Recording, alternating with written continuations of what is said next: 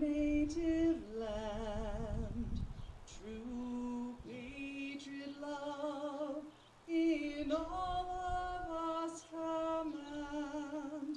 With glowing hearts we see thee rise, the true north strong and free.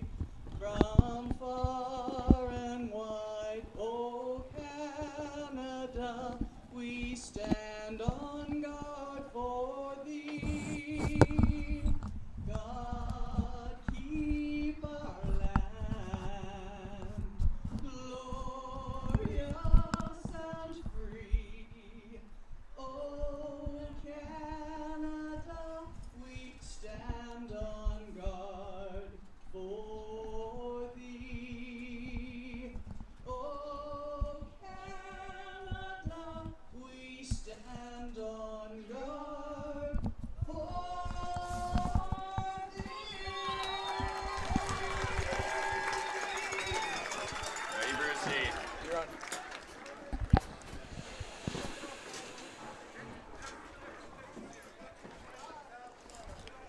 It is the Western Canadian Baseball League Final, Game 1, as we welcome you inside the ballpark here at Curry Field in Regina, Saskatchewan. It is mid-August. The playoffs are coming to an end, but the games could not be bigger. Welcome to Red Sox Baseball. I'm Donovan Mace alongside Elliot Wagner. Elliot, did you ever think we would be here tonight? Well, with both of these teams, this is unpredicted, unprecedented, both sides the underdog, and they say the taste of champagne is addictive. Both of these teams coming from different paths. This is the first finals appearance for the Sylvan Lake Gulls in franchise history for the Regina Red Sox. After winning back-to-back in 11 and 12, they've gone to the playoffs ever since. 2 straight appearances in 2018-19. We're starved of a playoff win ever since. This run has been nothing short of magical, and they're looking to continue that tonight here in front of a raucous crowd here at Curry Field. It is standing room only. They were turning fans away at the gates because there were so many trying to get in. There is a Mount Pleasant over right field that is packed with fans on lawn chairs and sitting on the picnic blankets. It is a beautiful 21 degrees here in Regina, wind blowing out to left field. You couldn't ask for a better night for championship baseball. And the Red Sox, a daunting task in front of them, a team finishing second in the Western Conference, only the Okotoks Dogs.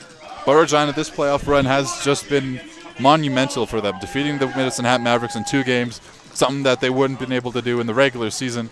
Then knocking off the Saskatoon Berries after taking 2 from them in the end of the regular season. Taking that game to 3 series before winning in Saskatoon. A very tough task. Only limited teams have been able to do that this year. And they find themselves against a team that broke the regular season win total last season. For Regina, they feel like they just can't fall short at this point. But for the Gulls, it's pretty much the same feeling. We'll get to the Gulls starting lineup here in just a moment, but let's take a look at the man on the mound. It is the local product, Xander Udi Singer out of Regina, Saskatchewan, the right-hander who gets the nod for Game 1 out for Ryan Pathakos. His second playoff appearance. He's mostly made appearances out of the pen during the regular season. Only 2 starts on the year. Both of those he went under 5 innings.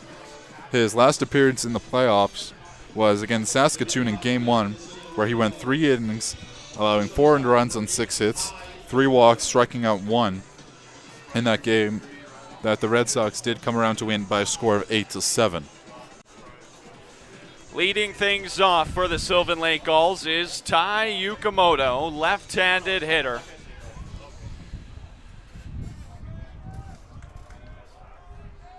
And the first pitch of the WCBL championship is a ball out of Xander Udi Singer. Here's the rest of the look at the Gulls tonight, with Yukamoto leading things off. Jaden Flores bats second. The DH, Brock Tirina, bats third. Anthony Gilbert bats fourth, with Michael Quick batting fifth. 1-0 pitch, just low. Moves the count to 2-0. Batting sixth tonight for Sylvan Lake is Trip Ray. Aiden Macaris bats seventh. Simon Baker, and Kyle Lewis, rounding out the Western Division champion Sylvan Lake Gulls lineup tonight. There's a called strike. Behind the plate is Huck Craig. Down the first base line is Trevor Drewy. At second base is Ron Shuchuk and Elmer Jerkovitz, the WCBL Hall of Famer. Down the third base line, a four-man umpire crew tonight. That one just misses, and Yukamoto ahead 3-1 here, first batter of the night. Yukamoto 7 for 16 this playoffs. That one popped into left field. Under it is Jordan Tucker in left. He makes the grab just in of the warning track. A big first out to settle down Udi Singer early. That's absolutely what that does. Tough for Yukamoto. That one really stings. Getting up 3-1, a guy who has gotten a base hit in every single playoff game he's played. A guy who came into the season a little later for the Gulls, but has been an impact player. He's going to get on eventually tonight, and he's going to be a key for the Sylvan Lake Gulls if they want to get ahead. Brings Jaden Flores to the plate. Flores went 3 for 10 in the West Division Final against Okotoks. That one grounded, gets past the glove of Samard. That's a base hit. He's going to make the turn. At first, he falls down, so he'll head back to the bag. One out single here for Jaden Flores. That's good from Flores. Currently riding an 8-game hit streak, now make it 9 on one pitch. Very aggressive batter. A lot of RBIs, a lot of home runs across his season. Easily the best hitter. Also has very good running on the year. 24 stolen bases in the regular season.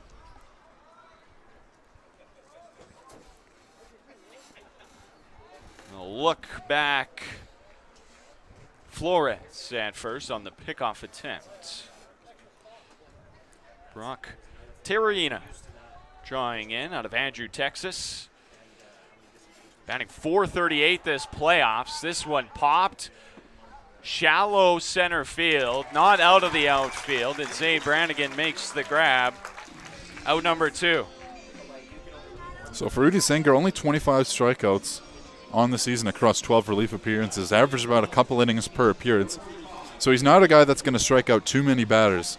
He trusts on his defense, the defense that has been pretty reliable and has been pretty stellar across these playoffs. Couple position changes. Now Samard's playing third instead of Myers, the usual third baseman. That's a change to look out for, but mostly just keep your eye on these Red Sox defenders. They're going to have to make a lot of plays tonight for Zenger. Likes to pitch for contact. He's got some movement, does Udi Singer. Likes to pitch low in the zone. And he looks back. Flores again at first, the pickoff attempt. And Tony Gilbert, 4 for 8, 500 average against the Dogs, including a triple, a run driven in, a walk, and a sac fly in that series. Pitch low and away, and he gets ahead 2-0 here on Udi Singer.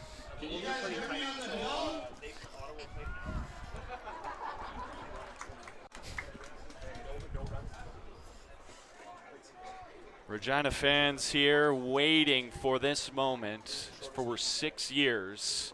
This one flied into left. Jordan Tucker makes the grab. There's one hit for the Gulls in the half inning. Top of the first complete. Score remains 0-0. Red Sox will get their first attempt. It's Red Sox baseball on Flow Sports. We'll be right back.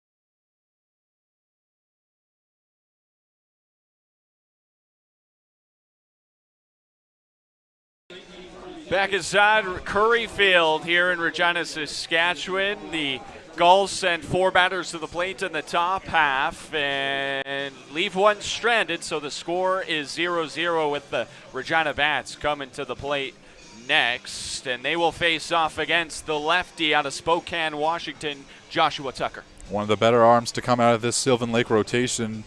Across the regular season, a 2-1 record, a 3.14 ERA across 9 starts. Does have 1 save in that 1 relief appearance.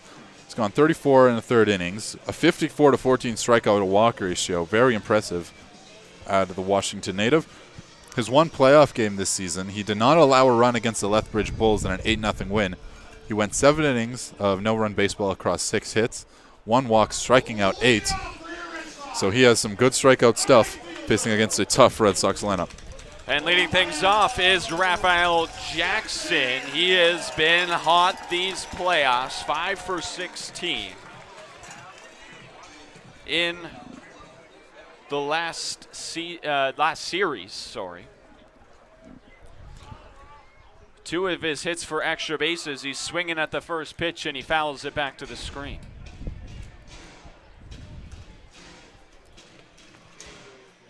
He's got 4 extra base hits these playoffs. And of course, maybe the biggest hit of them all was actually before the postseason started when he had a 2-run home run against Saskatoon. Grounds this one over the second baseman Flores. Picks it up on a couple hops. Throws it over. Out number 1. For Jackson, really got this Red Sox run started with a 2-run walk-off home run in extra innings against Saskatoon. That was 2 weeks ago. Exactly. And that was coming off a 8-game losing streak from the Red Sox where they went for an Alberta road trip. Only got 1 game, and that was off of Brooks at the start of the trip. Lost to Mezenhat, Lethbridge, and Okotoks across that run. That win needed for their morale, needed for their confidence, really boosted them. It really told them, hey, we can win against Saskatoon. We can do it at home. They would go on to win another one on the road. And if you're being honest, that's really what kind of sparked the belief that they could beat Saskatoon in the playoffs, which they were able to do. 1-0 pitch to Zaid Brannigan, called a strike out of Huck Crank. Here's the rest of the Red Sox lineup tonight with Raphael Jackson batting first, Zaid Brannigan second, the shortstop Matthew Fox batting third, the catcher Brady Bye, and Regina Product bats in the cleanup spot. DH is Jalen Myers as Brannigan fouls one off. He bats fifth. Ian Motz, the center fielder, bats sixth. James Wright over at first base and batting seventh. Jordan Tucker, the left fielder, and third baseman Justin Samard rounding out the Red Sox lineup for Rye Pathakos tonight. That one slicing foul down the right field line, so Brannigan stays alive in the count. It's 1-2 against Tucker.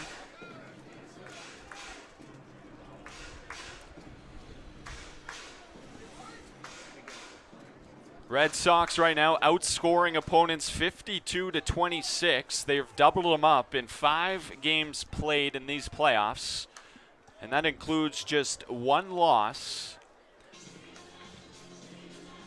And in fact, Regina has won 7 of their last 9 since the completion of that road trip that you mentioned before, Elliot. Yeah, that last homestand really did something for this team. Kind of awoke them in a way, brought them back to the way they were at the start of the year. Brannigan continues to put up a really good at-bat, fouling off the last 4 pitches. Count remains 1-2 with 1 out. And this is why Brannigan's at the start of the lineup for pretty much the entirety of the Red Sox season. Great contact guy, can see the ball really well coming out of the pitcher's hand, protects the plate super well, and is pretty aggressive. Takes a pitch just outside. That evens the count at 2-2. That's the other thing about Brannigan is he looks for his pitch. He'll fight off some ones that are close, but if it is not in the spot that he does not look for the ball, he does not swing. And he fouls off another one there. Another thing to note, the Sylvan Lake Gulls swept the Okotoks Dogs on Sunday and Monday of this past week. Red Sox did play Tuesday. Both teams got the break Wednesday, so Sylvan Lake coming off an extra day of rest, coming on the road to Regina. 9th pitch of the at-bat is grounded towards the shortstop. Yukamoto makes the play. Great throw. And a great pick by Macris at first as well for out number 2. 2 straight ground outs out of this Red Sox lineup. And that one a lot difficult to field. You called it with Yukamoto coming in towards the mound. Takes that high bounce off the infield grass. Yukamoto fields it well, higher off the hop, kind of shoulder level, makes a good throw. Dangerous hitter upcoming for Regina, the shortstop Matthew Fox. Takes a strike in there called by Huck Craig behind the plate. Fox went 4 for 12 in the East Division Final against the Berries, scoring 4 runs, 1 double, and drove in 2. And the RBI he hit in was in Game 3 in Saskatoon. It was an RBI double, which scored 2 runs and pushed the Red Sox at the time out by 3, giving them a little bit of insurance late in that ball game. And he's got a base hit here into right center. Matthew Fox aboard with the 2-out single. Fox keeps his eye on the breaking ball over the middle of the plate. Drops right where he wants it. Starts off a little high from Tucker. He's able to get it in the zone right where he wants it. The 2-out single allows Regina's most dangerous hitter this playoffs, Brady Bye, to come to the plate. 5 for 14 in the East Division Final, is batting .391 in the playoffs. He leads the team in average, in hits, and runs driven in these playoffs. And if he's not behind the plate, they've been using him as the DH. Takes a strike there. Mad he didn't swing at it. We've seen him be,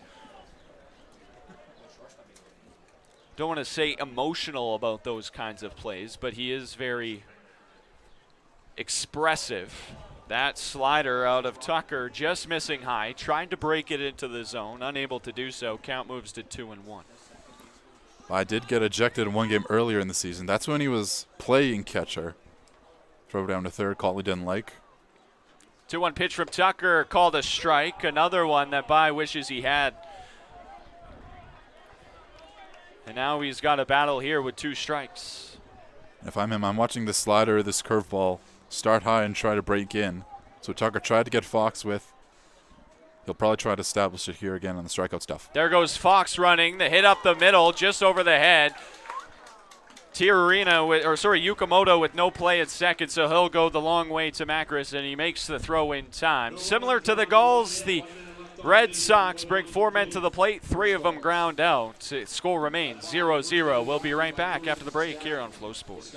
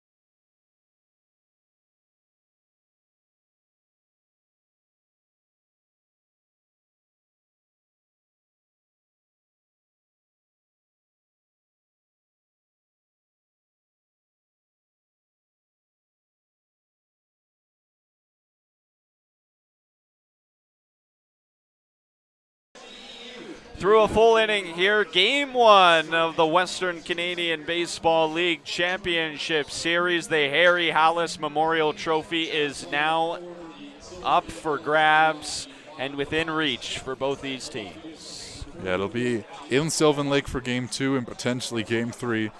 But you'd imagine that trophy in the back of the mind of the players, in the front is just taking every single pitch one at a time. That's what got both teams into this situation, and that's what's going to get them over the hill.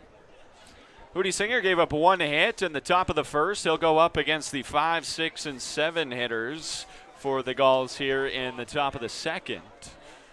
Neither team able to bring a run across just yet. Michael Quick up. Went 4 for 9 in that division final against Okotoks. Pitch just misses inside. Looked like a little two-seamer that just didn't break enough for Hootie Singer. If Hootie Singer can escape these first 5 batters, just allowing one hit or just allowing one man to reach, that'll be a big win for the first time through the order. All of them have reached via base hit in every single playoff game. It is a deep lineup, but it does feel like the top 5 in this Sylvan Lake Gulls roster are where the damage is done most often. Gets the called strike there as Hootie Singer attempts to get back in the at-bat. It's a 3-1 count now to Quick.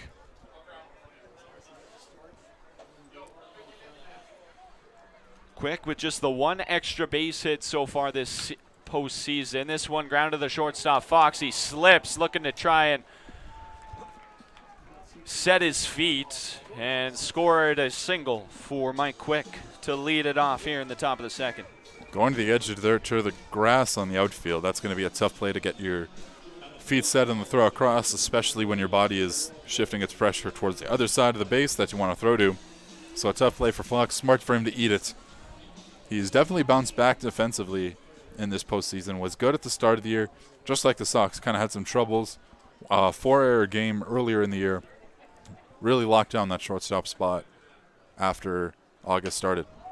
And as Tripp Ray steps to the plate, we take a look at the Red Sox defensive alignment with Hootie Singer and Brady Baez the battery. James Wright and Zaid Brannigan at first and second, with Justin Samard and Matthew Fox at third and short. Jordan Tucker, Ian Motts, and Raphael Jackson, the outfield left to right tonight.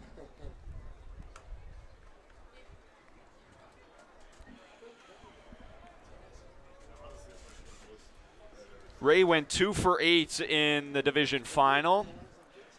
Got both of his hits this postseason in that series, as he's 2 for 13 in 3 games played. One extra base hit, which was a triple. Rare for a catcher to get a triple.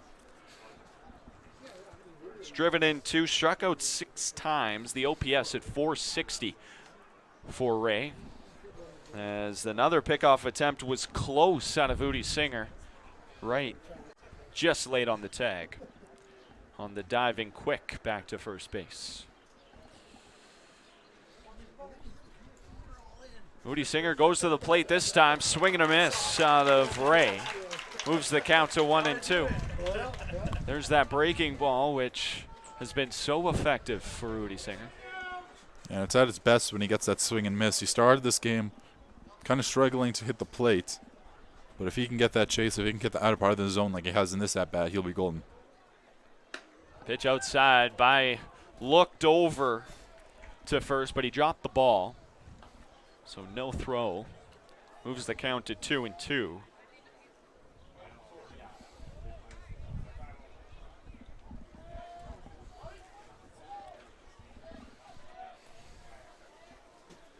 Pitch just misses. That will fill the count.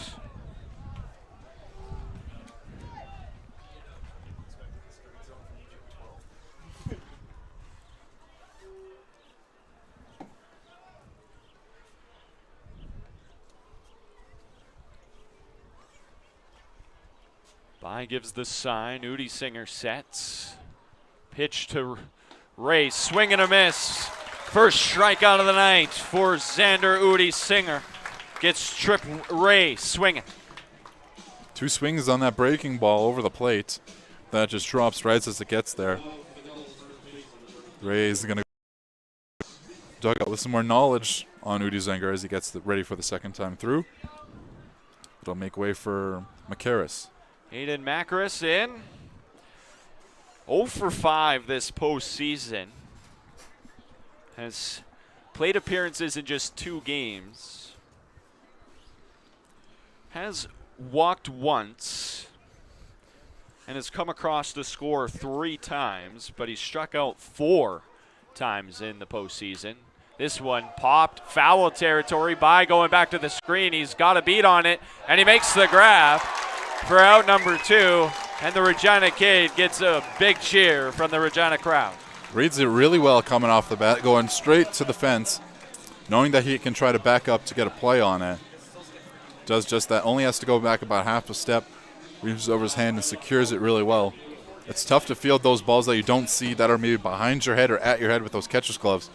So immediately as he gets it, he secures it with his other hand, brings it down for a big second out. It is kind of that twilight time of night. The sun not setting quite yet here in Regina, but this time of the evening can play tricks on the eyes with a white baseball. And we've seen it here in Regina as well. We saw the left fielder for Saskatoon, Jalen Freeman, here in Game 2 lose a ball in the lights, which led to a triple for Raphael Jackson. That one fouled back. The count 1-1 to Simon Baker.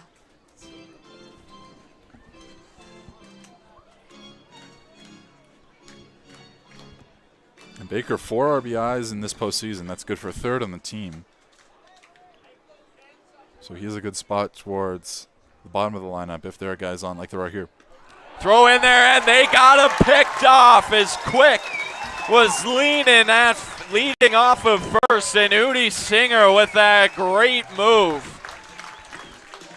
And an even better tag out of James Wright, so that clears the bases for out number 3, Red Sox coming to bat when we return on Flow Sports.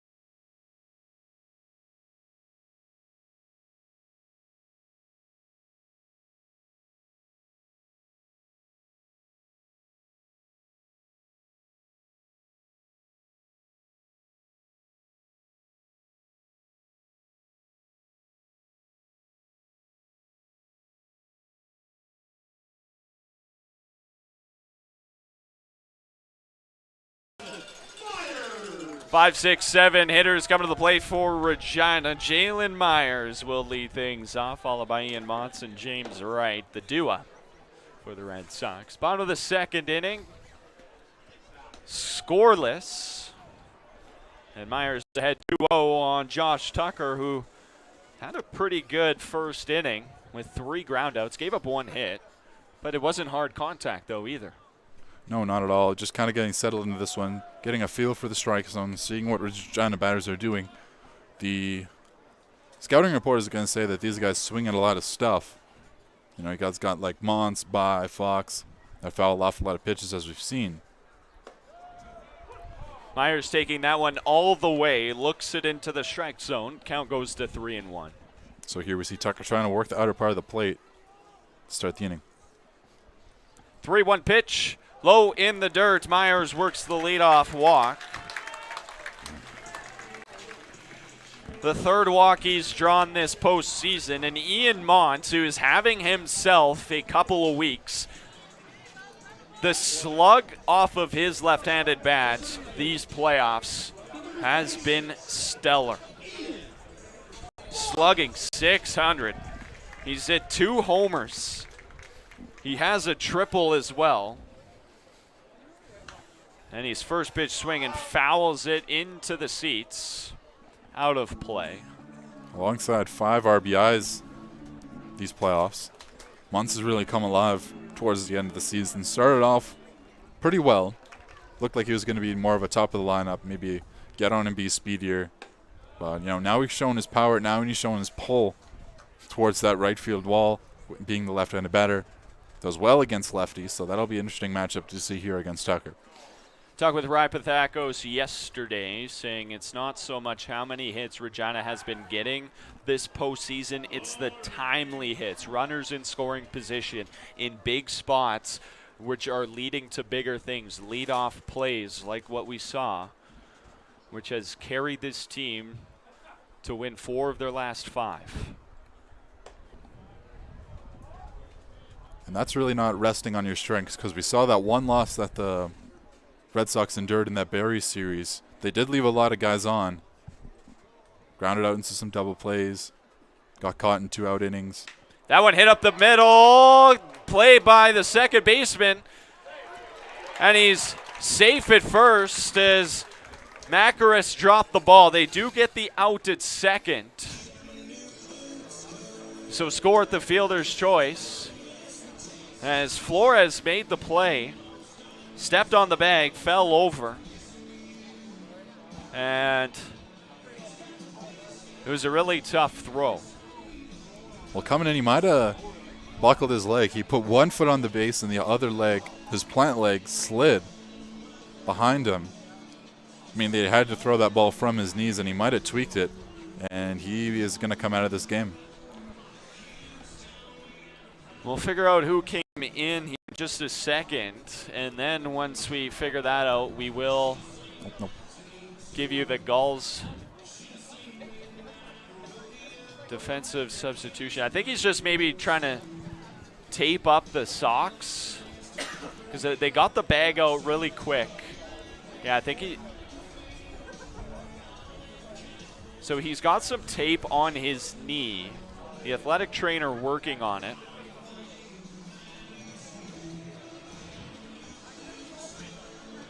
So they're kind of rewrapping it right now. So we got a little bit of a delay. It looks like Flores will actually be staying in the ball game.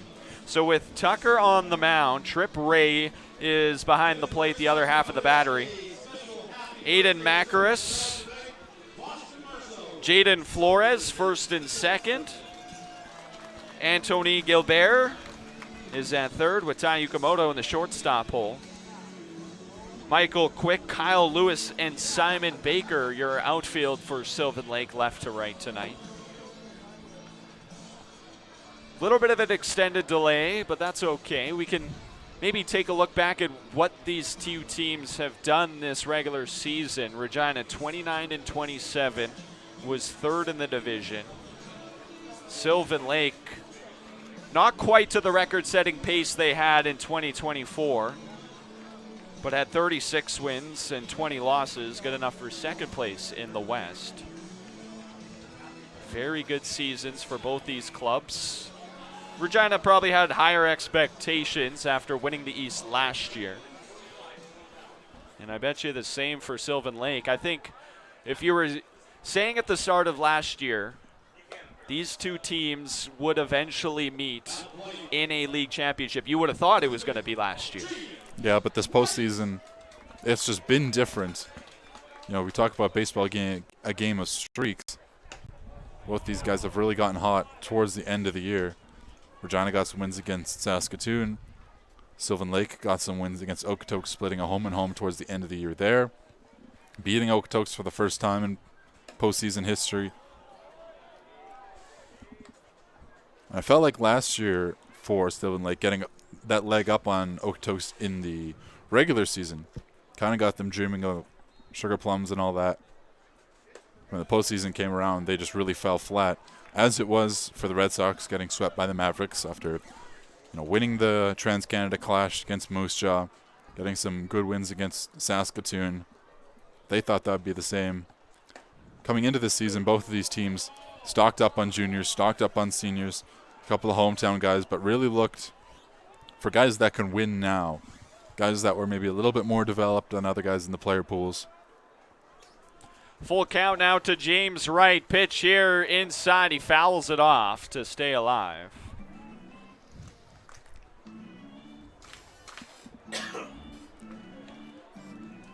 Like much of this Red Sox lineup, Wright has heated up down the stretch. There goes the runner.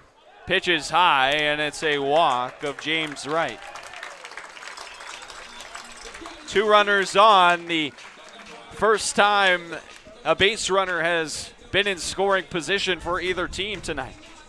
And 2 walks. This is very unconventional for Tucker on the mound. He did walk the last playoff game, but that was across 7 innings. Here he's already walked 2 over 1 1/3. Number 8 hitter coming to the plate, Jordan Tucker. 3 for 13 in that series against Saskatoon. He went, his first pitch swinging, fouled out of play and into the seats. Scored 2 runs, had 2 doubles, struck out 3 times in 3 games. The OPS this season, .537.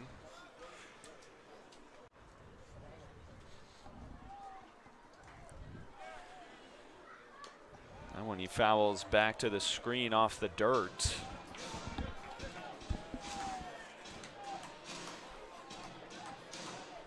Tucker with 3 strikeouts, but he's a guy that you kind of expect him to strike out about once per game, but he doesn't usually strike out that second time. And he comes up big in some big situations as well. This one on the ground to Flores. The flip over to the second baseman. They'll get just the 1. So Wright is out on the fielder's choice, and Tucker over at first with Mons advancing to third. Interesting call to go to second. I do like it trying to get one of the lead runners and force runners on the corners. A lot of the play at second to make this third out a little bit easier. But talking about, like you see there, it's able to get on and kind of scrap your at-bats. Not going to wow you, but second, third time through the order, he's a dangerous guy. That's what you want at the bottom of the lineup. Swing and a miss here by Justin Samard to start his first plate appearance of the night. Is now the Red Sox about to go through the lineup, a full rotation. Number 9 hitter up. Pitch low and in. Samard lays off that one. Samard played just 1 full game. I believe he came in as a defensive substitution in game 2 and then played game 3 against Saskatoon. Went 1 for 4 with a strikeout. That one fouled to the screen. Count goes to 1-2 against Josh Tucker. Might get a little tripped up between Jordan and Josh tonight, unfortunately. This is the way she goes. Tucker looking to get out of the jam. Swing and a miss. Down goes Samard. First strikeout of the night for Josh Tucker. And he strands 2 base runners on. The Red Sox get a runner in scoring position, but no further. Score remains 0-0. We got donuts on the board. We'll be back on FloCollege.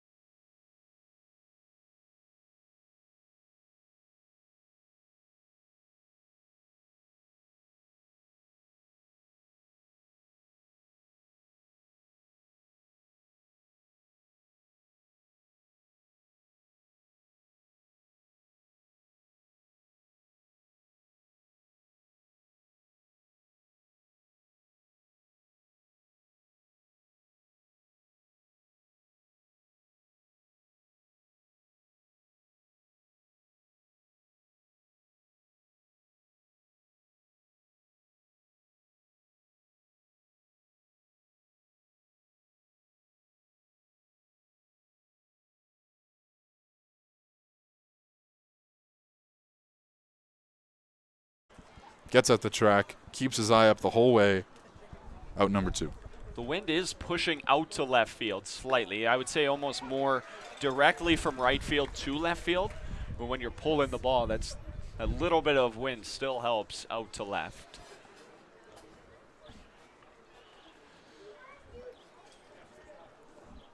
Top of the order up now, leadoff hitter Tai Yukamoto in, and he's down 0-2 quickly to Udi Singer after a called strike and a foul ball.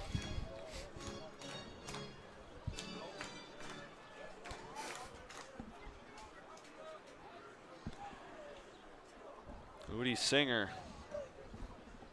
looking to keep this a scoreless ball game. This one popped over the head of Fox. Chasing after it is Tucker, and he makes the grab at the shoestrings for out number 3. Jordan Tucker out and left.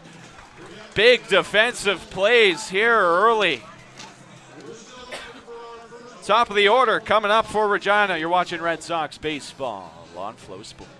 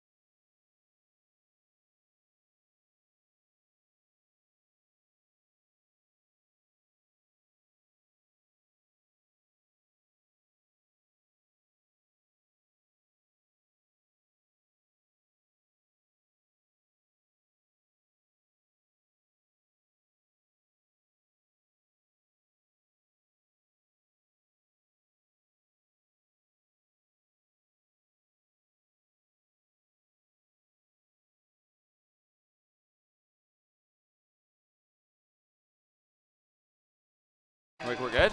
Okay. Yep. Raphael Jackson leads things off. Bottom of the 3rd inning. Takes a first pitch ball low and away.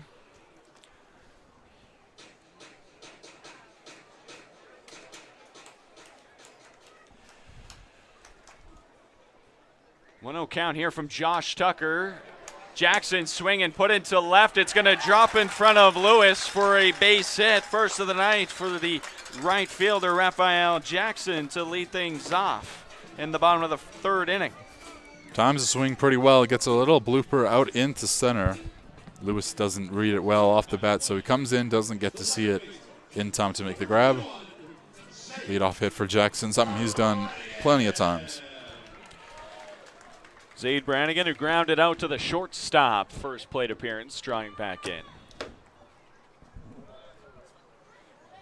Takes a first pitch ball.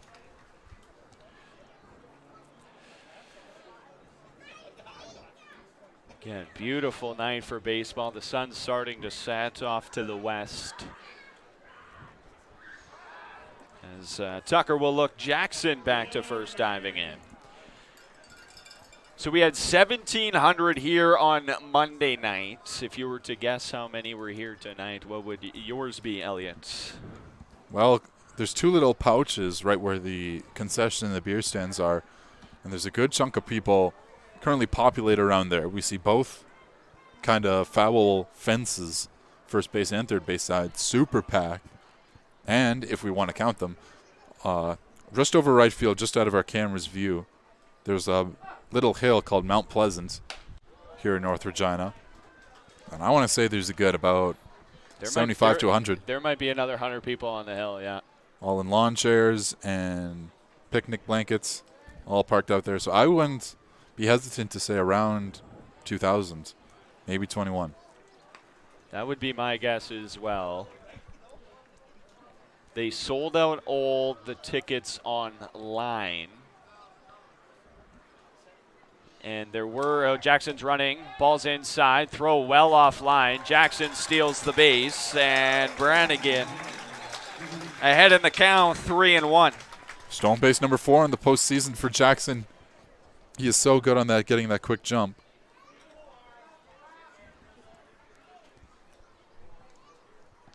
So another runner in scoring position now for Regina. Zaid Brannigan ahead 3-1 in the count. Look back by Tucker. Now the delivery fouled back to the screen fills the count at 3-2. Matthew Fox waiting on deck for his opportunity. Fox already 1 for 1 with a single.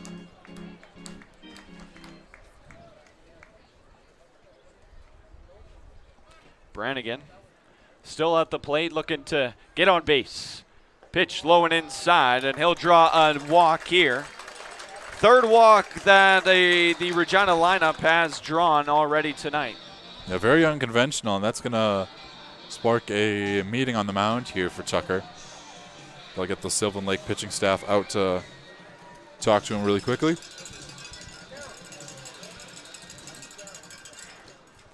So these teams played back on June 22nd. It was supposed to be a 2-game weekend set here in Regina, but a rain out forced the game to become a doubleheader on the Sunday. Regina won both of those games, giving up just 8 hits between the two and winning 8-0 and 4-3 respectively. But one thing to note, these two teams are very different since then. Yeah, Sylvan Lake Gulls winning 29 games, only losing 9 since then. They had a lot of games on the road. Some of those wins came against the Gulls, same against the Berries. Played some really good baseball just team-wide. Felt like that, maybe that was just a travel thing, that loss. That wasn't their true self, and they really proved that over the next couple games. So Huck Craig breaks up the mound visit, and we get the ball game back rolling. And for Regina, they used 4 pitchers that series. Only one of them remains on the roster. It's Tyler Fort. The other 3 have all since left for a variety of different reasons, but are no longer with the club. So, and similarly, on the offensive side for Regina, only about 5 Regina hitters have even taken an at-bat against the Sylvan Lake Gulls this year. I think that's more the key than the pitchers. Udi Zenger has a lot of experience this season.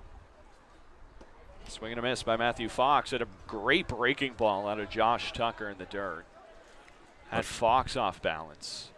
Yeah, but for these Red Sox batters, getting some kind of pitches against these Gulls, no matter what it is, it's just going to be so important. So 0-2 count now to Matthew Fox. Raphael Jackson off of second. Zaid Brannigan at first. Tucker, long look back at Jackson. Pitch high and in. Call the ball out of Huck Craig. As Fox, we've seen the maturity of Matthew Fox over these last couple seasons. It's not that he didn't have good offensive numbers last year. He's been stellar in the field the past 2 seasons up in Regina. But the bat and the power has really come this year. Fouls that one off. Stays alive. Yes, for some context, last year Fox batted towards the top of the lineup and was oftentimes the leadoff man. Looked like they were trying to do that again at the start of the year for the Red Sox. Ended up kind of struggling. Went back down to the 9, to the 8, to the 7 spot. Then got some power back towards the later end of the year. That was because some of the sluggers left the team. Really filled that hole. And as you said, really matured. That one popped foul and out of play. The ball was outside the zone, but he stretched at it, makes contact.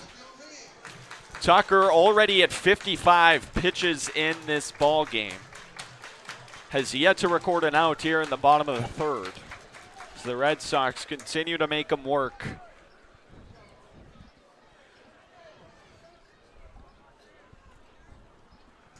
Count remains 1-2, 2 runners on, no outs.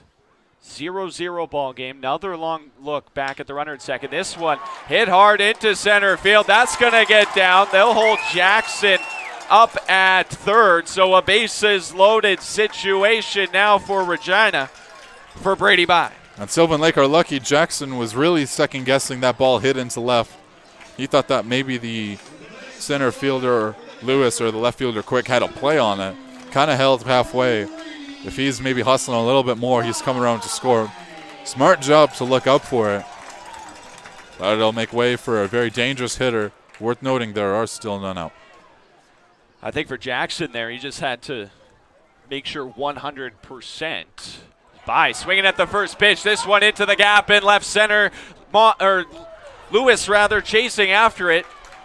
He kind of slips after making the grab, but across the plate comes Jackson, and the Red Sox draw first blood here in the finals. Now Jackson makes up for his, not necessarily mistake, but decision on the last play. No double clutching here, going all the way nowhere that was going into center. Good read by Lewis. Slips again. Not sure what's going on. We've seen 3 slips, 2 in the infield, 1 in the out on fielding plays by both teams. Still runners on the corners.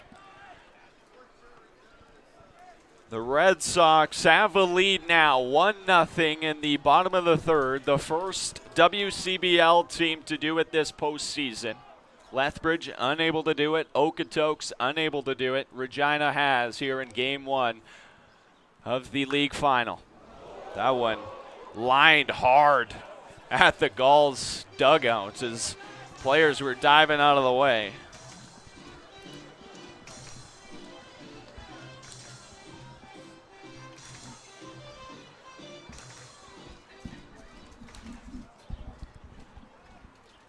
So the count 0-1 to Jalen Myers. Myers drew a walk, first plate appearance. This one hit up the middle. That one, great play there by Yukamoto. The throw to first is in time.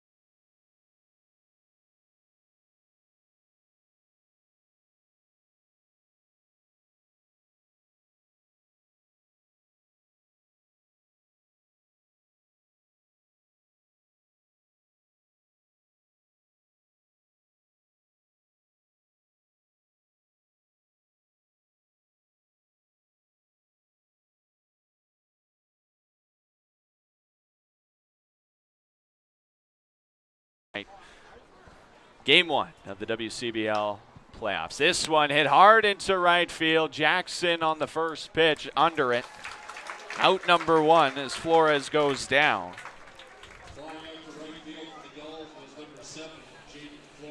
Yeah, season high in attendance here at Curry Field. Again, I'm not sure if we are officially allowed to count the people on the hill. Yes. There's only more growing. I'll tell you that right now. Yes. We'll give a shout out to I know there's a couple watch parties in Sylvan Lake going on right now. So if you guys are watching the broadcast, we thank you for tuning in at Lodge 48 and at Snake Lake Brewing. Saw the Gulls tweeting and posting the advertisements for those watch parties. So we say hello to the fans, not just across Western Canada, but across North America. Oh, gets the call there. Does Xander Udi Singer. Looked a little outside from up here, but nonetheless, Udi Singer up 0-2 against Brock Tirrenia.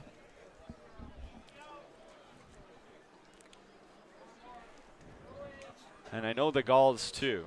This one pop foul. We're going to attempt to have a watch party at Gulls Field, but unfortunately due to the weather had to cancel it. So good on the couple local establishments in Sylvan Lake to get those watch parties set up here pretty quickly. Last second to get those up. 0-2 pitch once again from Udi Singer's low. Taken by Tirrenia. That's smart from the DH. Swings at the first couple. Able to protect the plate really well. So he gets an eye on what Udi Singer throws over the plate. And Tony Gilbert on deck. This one hit up the middle just past Udi Singer as Tirrenia takes it right back to where it came from for a base hit. And he's standing on first. And off first the end of the night for him. Off the end of the bat when you're kind of reaching for those balls, the key is that follow through. He's able to get a really good run after contact. That's hard to do, especially for a lefty reaching out like that. He's able to get on. That's a big 2-0 strike hit. And, talking about Sylvan Lake again, their watch parties, they're really state-of-the-art stadium. That town and all the towns around it really have really adapted to Sylvan Lake and really taken them as really the top club, not just in baseball, but in sports in that area. This one popped into foul territory once again by going to the screen. He's going to look it off of it as it gets out of play and foul. And then the fan at the concession makes a great grab. Yeah, there's still a big line there, and it looks like someone off the bounce was able to make the grab turn the other way. Can't be taking your eyes off the ball game, even if you're grabbing a hot dog. The line has to be about 50, 60 people deep, couple rows.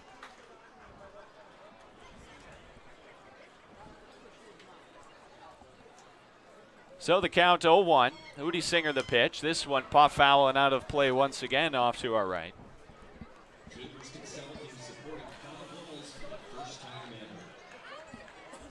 Gilbert, one of the few players in this lineup tonight who did not play against the Red Sox back on June 22nd. No plate appearances against Regina this year.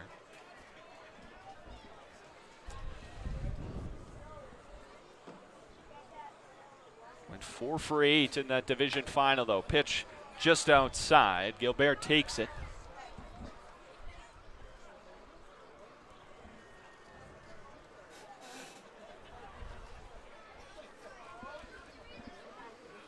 By gives the sign. Udi agrees and sets. And the delivery to the plate, low and away. Gilbert stays off of it once again.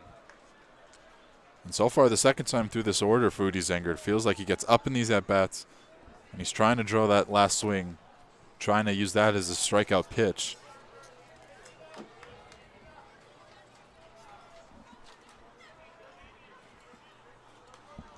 That one fouled back once again as Gilbert stays alive, so the count remains 2-2.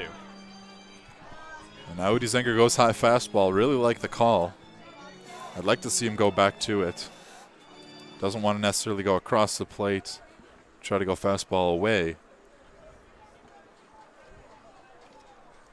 But Gilbert is doing a good job fouling off these pitches. 2-2 pitch again. There goes the runner. Pitches inside. The throw to second is late, so stolen base for Brock Tirrenia. And the count moves full to 3-2. Great jump by the base runner Tirrenia to steal that base. First time Sylvan Lake has had a runner in scoring position tonight. And late in the count as well, first stolen base of the playoffs for Tiarina. 3-2 pitch. Doesn't get the call. Huck Craig says it missed low.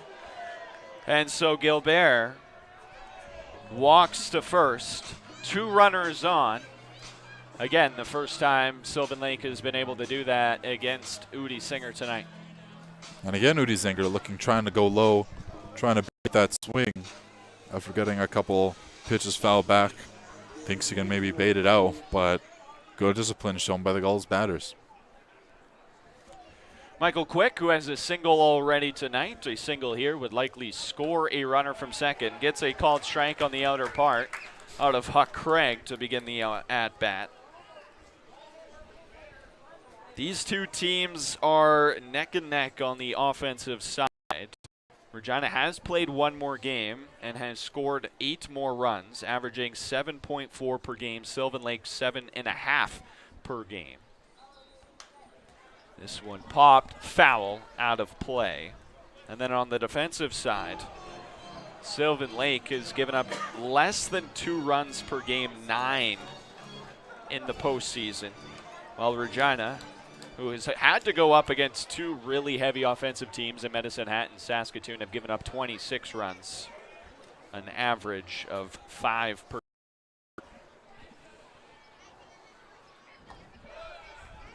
But we mentioned it. The bats have also awakened for Regina, which, if you're scoring more than the other team, you're winning ball games. I don't know if you knew that was a good strategy or not, but Yeah, that's what they say.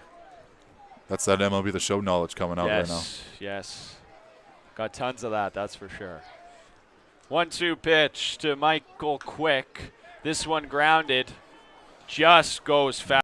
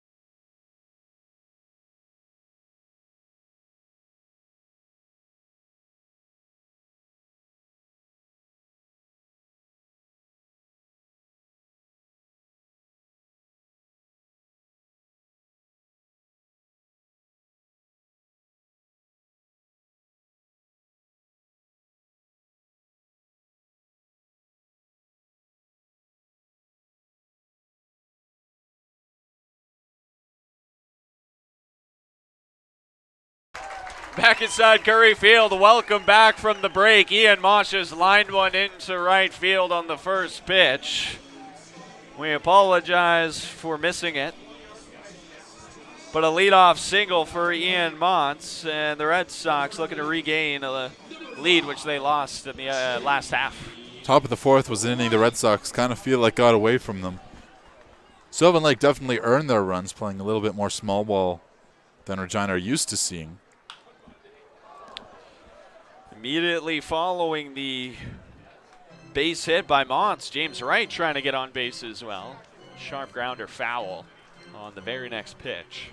Yeah, I feel like this Regina offense, not necessarily out of the game, just scoring in the last half inning, but trying to regain somewhat of a sense of control that they've had all playoffs.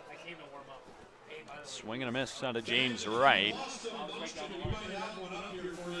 Counts 0-2. Montz off of first.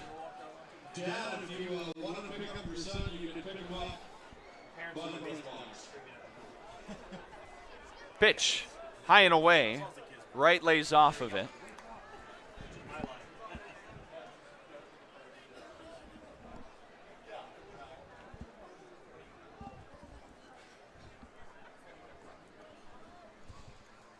Pitch from Tucker, low and away as well. Looked like a slider, which the release point was off.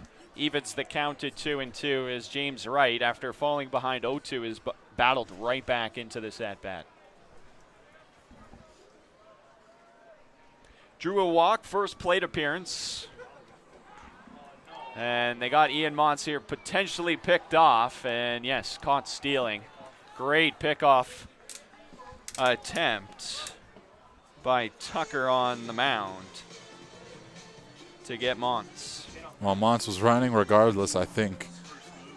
Likes to steal those kind of bases in the situation with none out. Tries to stretch it. Good look from Wright. Knows that maybe his strikeout stuff isn't necessarily gone, but it's not as prevalent as it was earlier in the playoffs. This one popped high, playable, foul territory. Gilbert over there on the warning track makes the grab just in front of the Gulls dugout for out number 2. Well, the sun pretty much fully set as the lights come on here at Curry Field, so not having to fight with the sun was Gilbert. Reads it pretty well, catches it in front of his head, makes the grab. So the Tucker-Tucker matchup for the second time tonight. Josh Tucker somewhat got the best of Jordan, and Jordan gets the better half of the battle this time. A base hit into left field. Big turn at first, but he walks back. Looking to start a rally here in the bottom of the fourth. Swinging at the first pitch. That's what got Regina to this point of the playoffs, and that's what they're hoping will spark a 2-out rally and get this lead back. The 2-out hit allows Justin Simard to come to the plate. Simard struck out to end the fourth inning. Swing and a miss there at a good changeup out of Josh Tucker. Low and away in the dirt.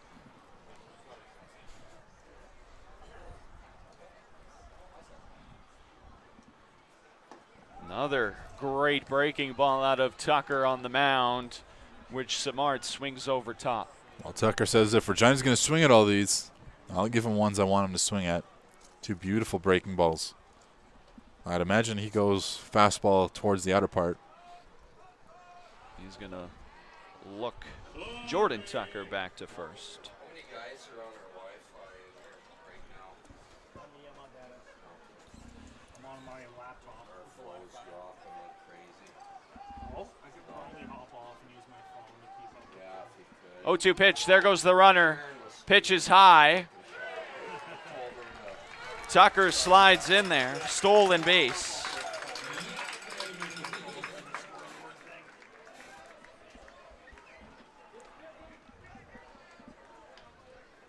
And it's stolen base number 2 for Tucker. So perfect this postseason.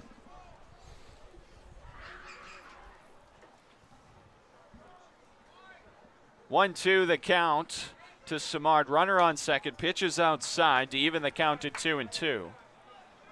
To the kids by the fence by the Red Sox dugout, can you please back up? Oh. We got security down there, ain't it? Justin Simard 0 for 1 tonight, 1 for 4 in the last series, 2 for 7 in the playoffs in 4 games. 1 walk, 2 strikeouts.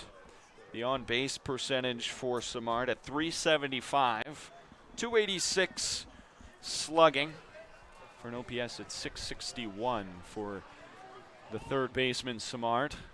Look back at Tucker, swing and a miss. Down goes Simard, swinging second time he's done so tonight. Second strikeout for Josh Tucker on the mound. And a good shutdown inning out of the lefty for Sylvan Lake as the score remains 1-1. We'll be right back here on Flow Sports on the other half of this break.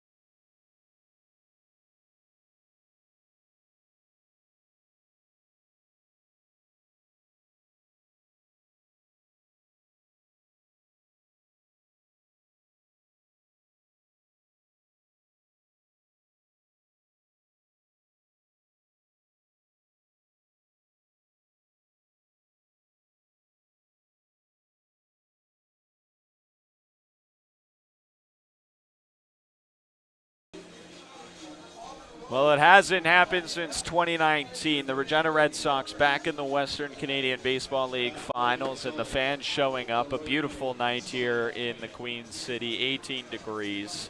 The wind has died slightly, still blowing out to left field, but a beautiful night for championship baseball in Regina, Saskatchewan tonight.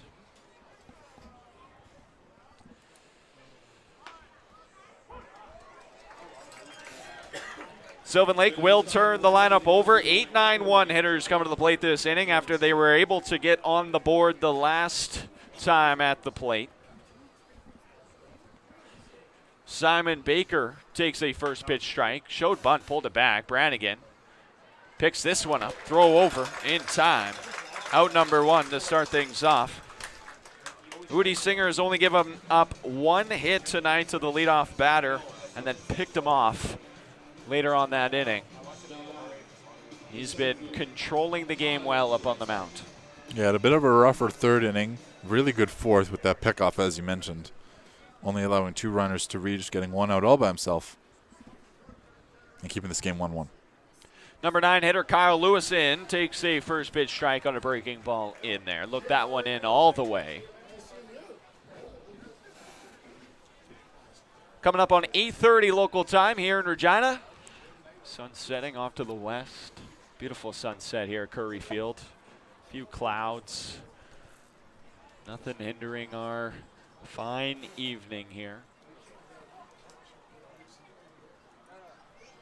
2,000 strong. 1-1 pitch. High and in. Lewis moving out of the way. As the PA announcer gives another shout out to the fans up on the hill. They give a big little wave, little cheer. There is some movement in that Red Sox bullpen right now. 2 pitchers are up. No one really throwing yet. This one, soft pop-up. And Fox able to make the grab. With Rudy Zenger, this is a pretty big inning if he can get out of it scot-free. Both teams have had bases-loaded situations. And both teams only allow one run. And both off of sacrifices, I should say, too. One a fly ball to the left that Regina scored on. Another a short grounder to short that brought the runner around. Leadoff hitter Tai Yukamoto drawing back in 0 for 2 tonight.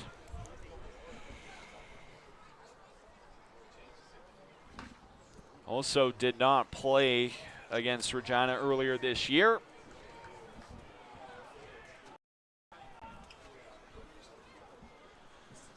Udi Singer at 65 pitches now tonight. Good pace for what may be his last appearance this season. Still eligible to return to the Red Sox next year. The Regina product.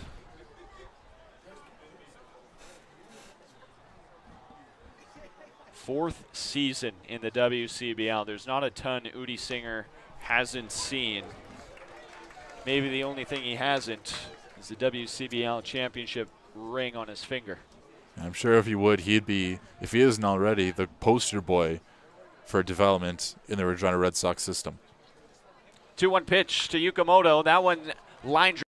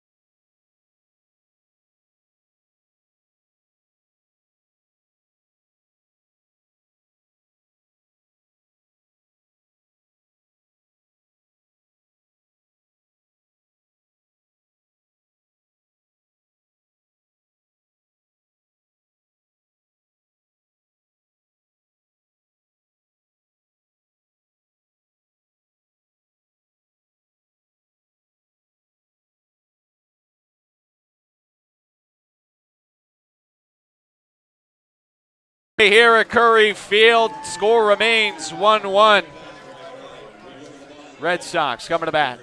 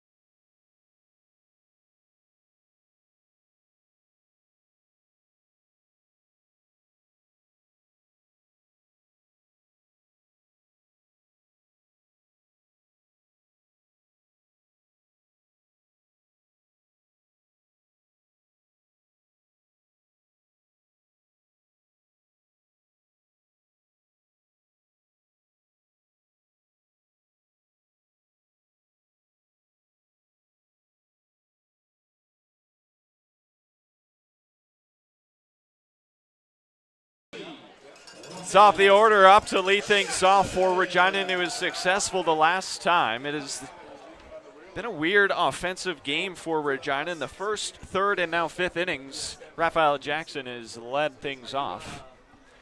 In the third, they were able to bring him around to score after he hit a single. He's 1 for 2 on the night.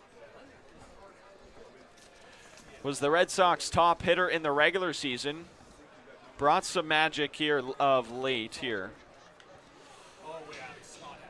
And facing Tucker for a third time. Kind of up in this battle. He's faced a lot of pitches. Done pretty well, seen him out of the stretch. Stolen a base already. This one poked into foul territory, left field side, chasing after it. Was quick.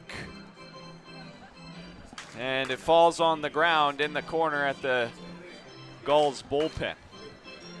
Jackson played both games against the Sylvan Lake Gulls in that doubleheader on June 22nd. Went 4 for 7 that night, scored 2 runs. That included a double.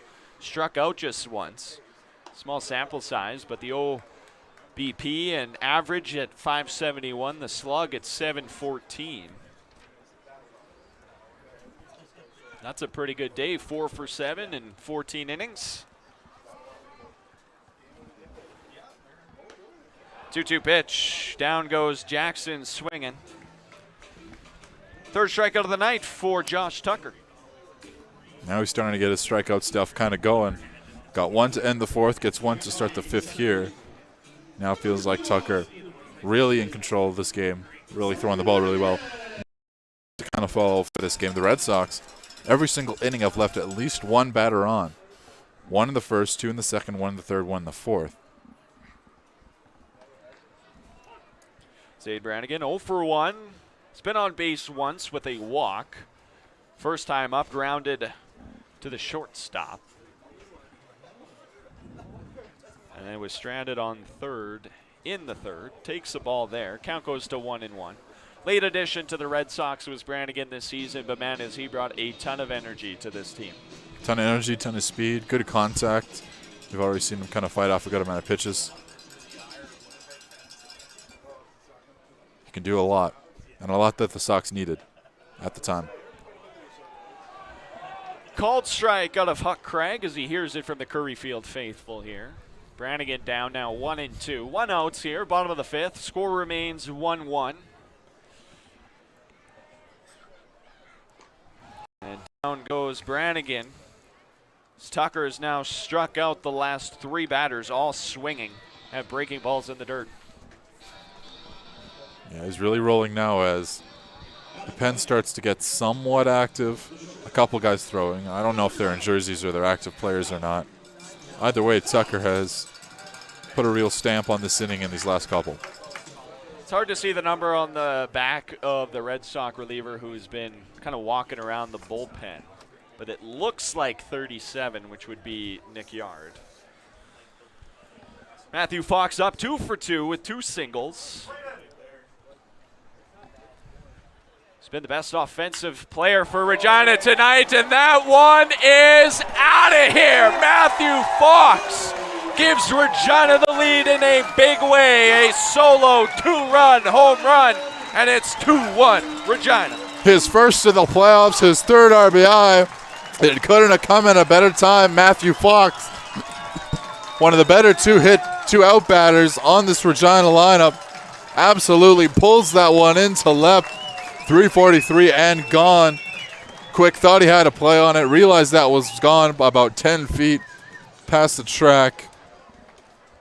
A huge play for Regina if they want a chance of getting up in this series. That could be a turning point for sure midway through our ball game with 2 outs in the bottom of the 5th. Matthew Fox, curtain call. Brady Bye, very next pitch. Base hit into center field. And now Curry Field is rocking. Bye's first hit of the game. And just like that, things can change so quickly. At first, Tucker is absolutely dealing. A home run, a little excuse me single from Brady Bye, and now Regina are starting to feel it. Jalen Myers hoping to keep this 2-out rally going. He's 0 for 1, drew a walk. First plate appearance, grounded into a double play in the 3rd. called strike. Now, Myers did not play against Sylvan Lake this season, but in 2024, he played one game where he went, he played 2 games where he went 1 for 6 with a walk. Fouls that one back to the screen, down 0-2.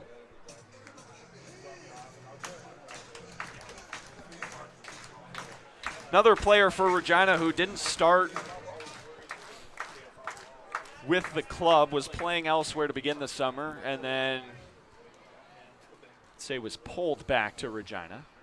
That one just misses. Good fastball high and away out of Josh Tucker. Called the ball out of Huck Craig. Moves the count to 1-2. Yeah, Myers was playing, I believe it was in Texas, which is where he's from. Wanted to come back to Regina for the travel ball season. Tucker looking to that slider, trying to work it out of the zone and back in, but just missed. Just didn't break early enough. And the count even now at 2-2. Pitch high and away as Myers, after going down 0-2, has worked the count full. Brady By will be moving on the delivery out of Tucker. Tucker has only given up 5 hits tonight. That one fouled back by Myers as he stays alive. Continues this at bat. We ran out of catchphrases. No pun intended.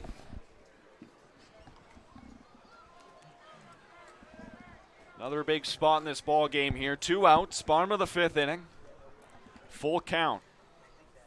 Tucker sets after getting the sign from Ray. There goes By.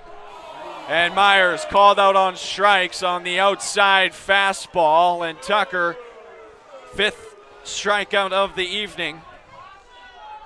Great pitch there.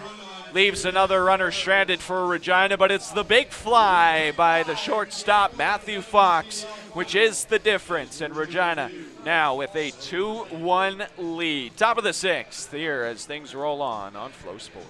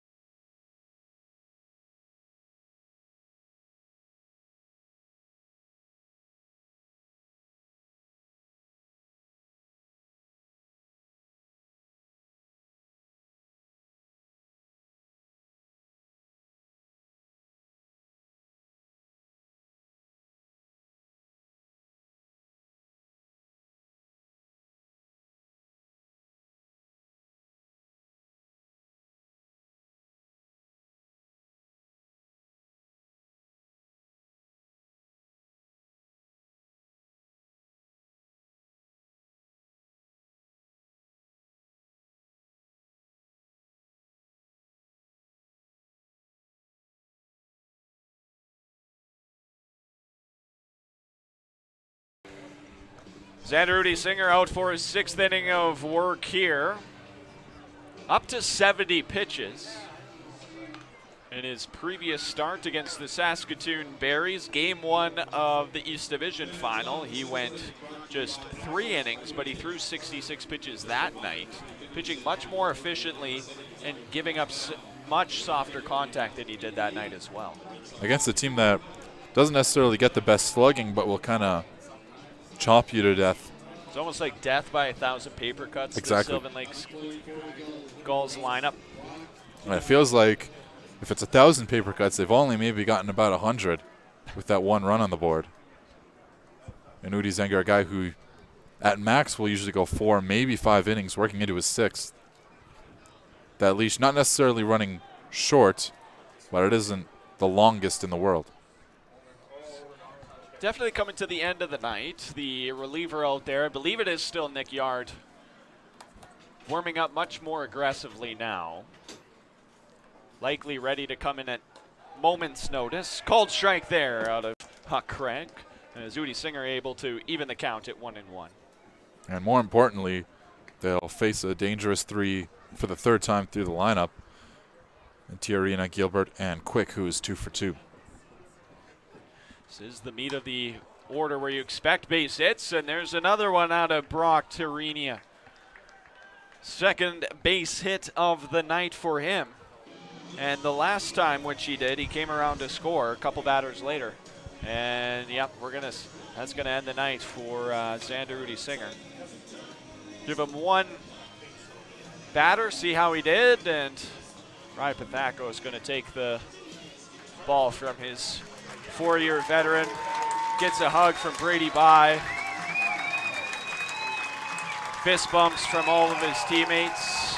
And a big cheer, a standing ovation for the Regina kid. Had a really great outing tonight. Yeah, he tried to kind of plead his case when Rye came onto the mound. But I think that base hit kind of did him in, going pretty long.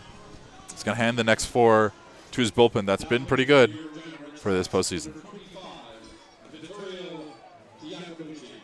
Vittorio Iacobucci will warm up, and we'll take a short break here on Flow Sports and be right back.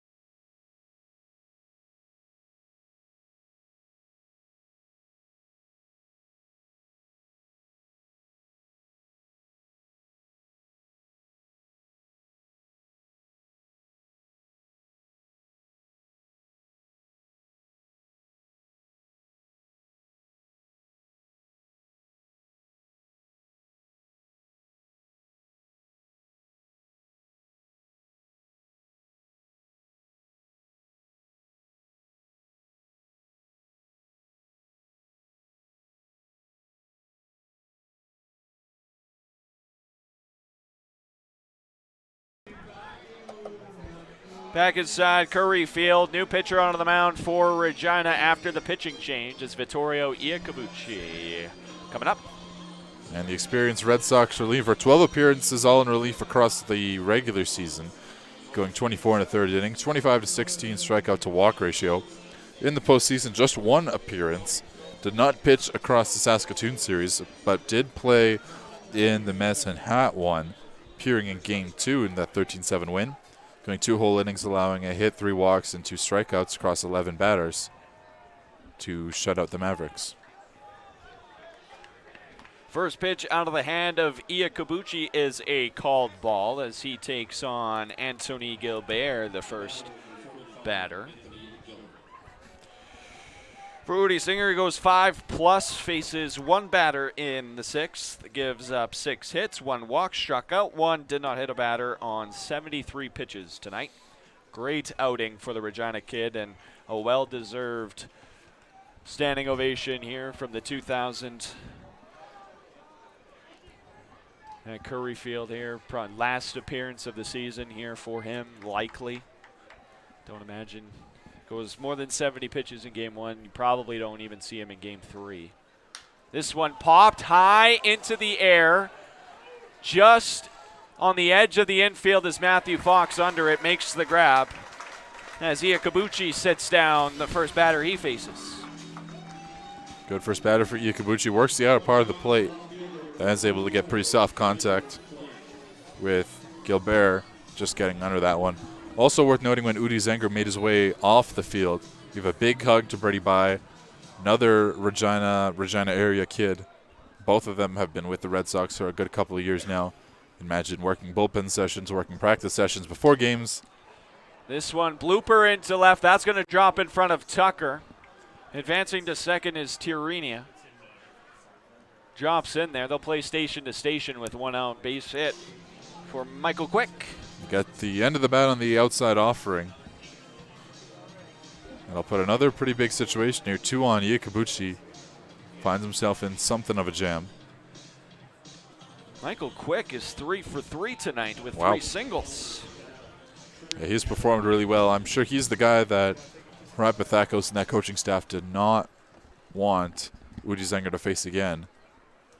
And Quick says, fine, I'll just do it at one pitch like my namesake. And as Quick is 3 for 3, the guy behind him so far 0 for 2, 1 strikeout, 1 ground out. He has driven in a run, has Trip Ray. This one to the backstop, wild pitch. Both runners will advance a base. The kind of mistakes which you can't make against a team as good as Sylvan Lake. Can't make, especially with one out. You know, one of these runners isn't your responsibility, but the other one is. I think that's going to be the key here for Iakabuchi to get out of this inning. Infield nearly playing in. Corners are playing very tight to the grass. Anything hit to the middle of the infield, I'm sure Regina will be fine with giving up a run. Anything to the corners, they'll at least have a shot at getting the runner at third or holding him there. Called strike out of Iakabuchi, evens the count at 1-1.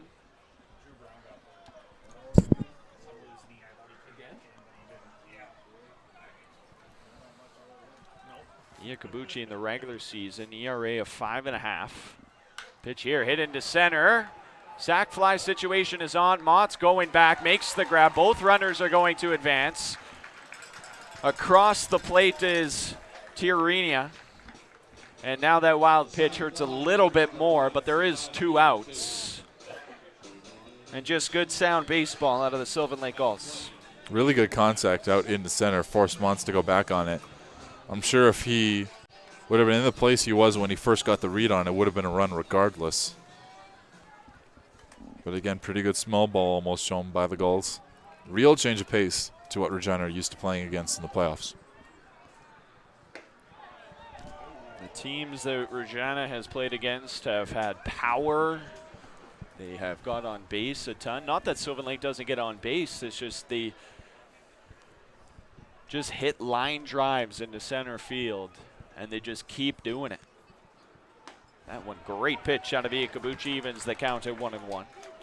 And another difference between the teams they face versus now is this team in the Sylvan Lake Gulls pretty top-heavy with its top 5 batters. It's bottom 4 at the moment, yet to register a base hit. As for Saskatoon, they like to sprinkle their guys in.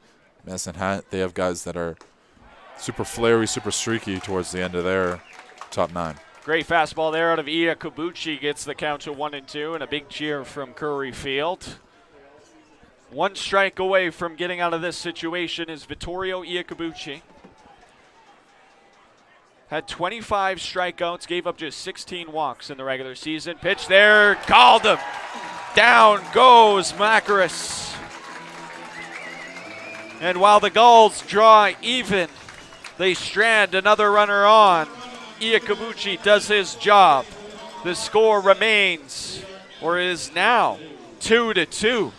Bottom of the 6th when we return on Flow Sports.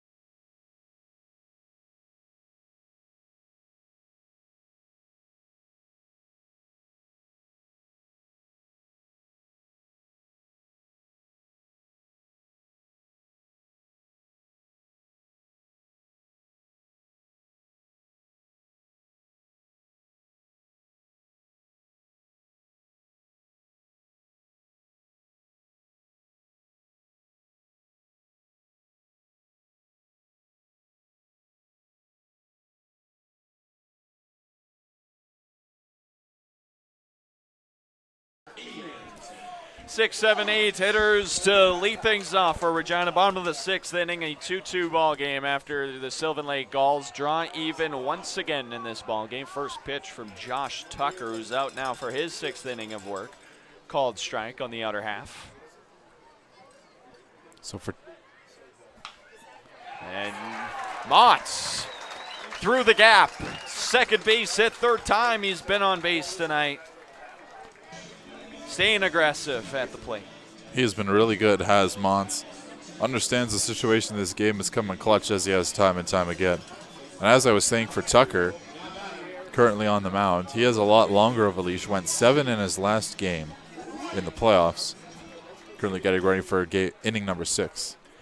He is at 92 pitches on the night, and I would think similarly to Udi Singer, last appearance of his season as they look Mont back to first. Tight ball game, but just a really good baseball game. That's what you expect here. Two best teams to this point of the season. It's been clean baseball, no mistakes from either side. Feels like at this point the next team to score may win this ball game.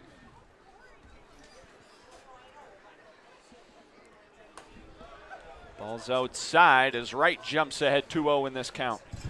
Yeah, it certainly does feel this way. Pretty tight. Pretty clean baseball, as you said. The no errors, the no mistakes. That one wild pitch you can maybe look at, but that didn't even result in a run too directly.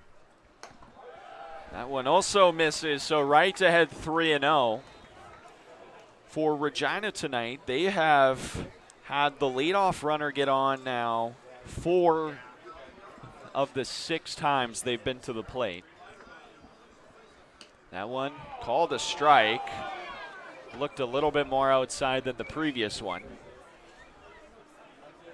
So the count 3-1. Maybe that's the way it should have been before. Same result, different path to get there. Foul tipped into the glove. Strike number 2 fills the count. See if Ian Montz continues to be aggressive on the base paths. Maybe a situation here where he thinks about going. Well, he went with none out last time with 2 strikes. I think it was 2-2 count, that one. That one swing and a miss. Down goes James Wright. 7th strikeout of the night for Josh Tucker.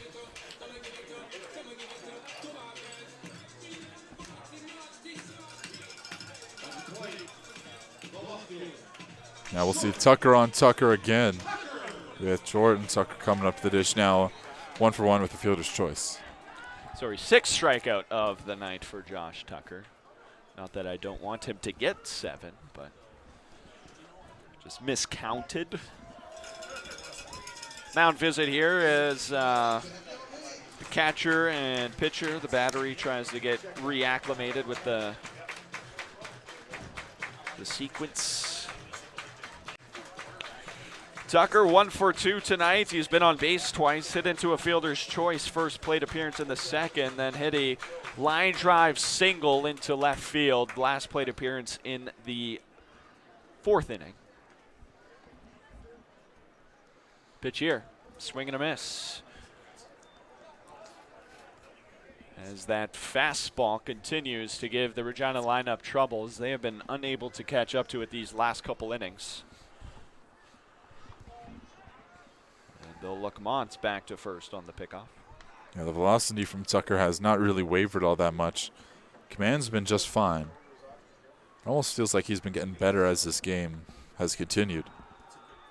Really just the home run by Matthew Fox, the only blip since the middle of this 3rd has gone on.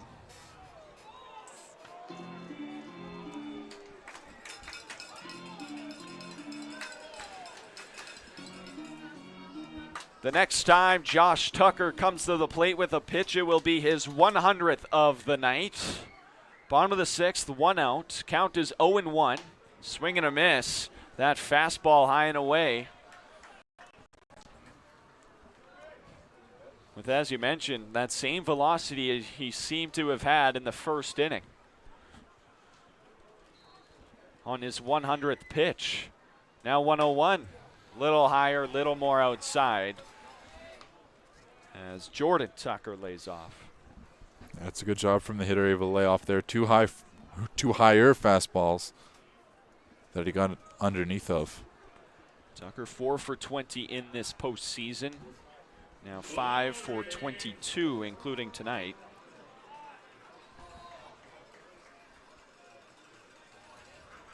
Two doubles, a walk, has struck out 3 times. 1-2 pitch, long look over at Mott's. Swing and a miss as he goes down swinging here. Now his 7th strikeout of the night for Josh Tucker on the mound. He's been dealing. You mentioned that the next team to score might be the one that wins it, and if Tucker's going to pitch like this, that's absolutely the case. Now, unless Justin Samard gets on base for the 4th time tonight, Raphael Jackson would lead off an inning. Should Tucker go down here? Just the interesting way which baseball works. That one fouled back. You know, theoretically, your leadoff guys or your guys at the top of the lineup should be doing that every other couple innings, as we're seeing tonight. Well, it's been really weird. So the 3rd inning, the first 5 batters hit, and then in the 4th, the next 4 batters hit. Then in the 5th, the top 5, and now the bottom 4. So there goes Mott's running. Swing by Samard on the outside pitch, and Mott's diving in at second is safe on the stolen base. Great jump, close play, great slide as he just beats out a great throw by Trip Ray. Well, he was caught once, gets a good jump there. Just beats the tag by going under it. The throw from Ray might have been a little bit high. He'll take it either way he can get it. Still 0-2. 0-2 count, 2 outs, bottom of the 6th. Another runner in scoring position for Regina. They have had 2 leads tonight, but both of their leads have been immediately erased the very next half inning.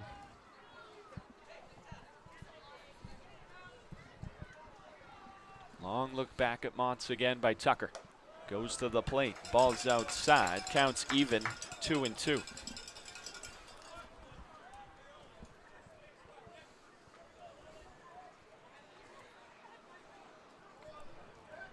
Montz, who has already been stranded on base once tonight. Samard looking to drive him in. Pitch high and away, fills the count. 3 after 3 straight pitches outside of the zone by Josh Tucker. Tucker really wanted that high fastball to hit. Kind of jumps in frustration that one didn't drop just a little bit more. Samard showing some patience as he battles through this plate appearance. That one is high and away, and he works the walk. 2 runners on now for Kenny Jackson. A lot of men on the Red Sox have reached tonight. Samard, this is the first time tonight, and might be the biggest of all Red Sox to get on base. 2 outs, working from an 0-2 count, comes all the way back on Tucker already with a high pitch count. I know, you wonder where that leash is. You wonder where that buffer is going to be for the Gulls. And it looks like it's going to be in a bases-loaded situation. There is a pitcher warming up. No throws being done. Big swing and a miss at that high fastball out of Josh Tucker out of Raphael Jackson. Yeah, there's nobody throwing quite yet. Looks like a pitching coach just ran out there to get somebody moving. Lots of stretching going on, so the beginnings of a pitching change perhaps. Jackson hits this one hard. Able to field it is Flores. The throw over is in time. And Josh Tucker able to get out of this jam unscathed. Regina leaves 2 runners on. Score remains 2-2. Through 2/3, the final third of our ball game. Top of the 7th after the break. We'll be right back here on FloSports.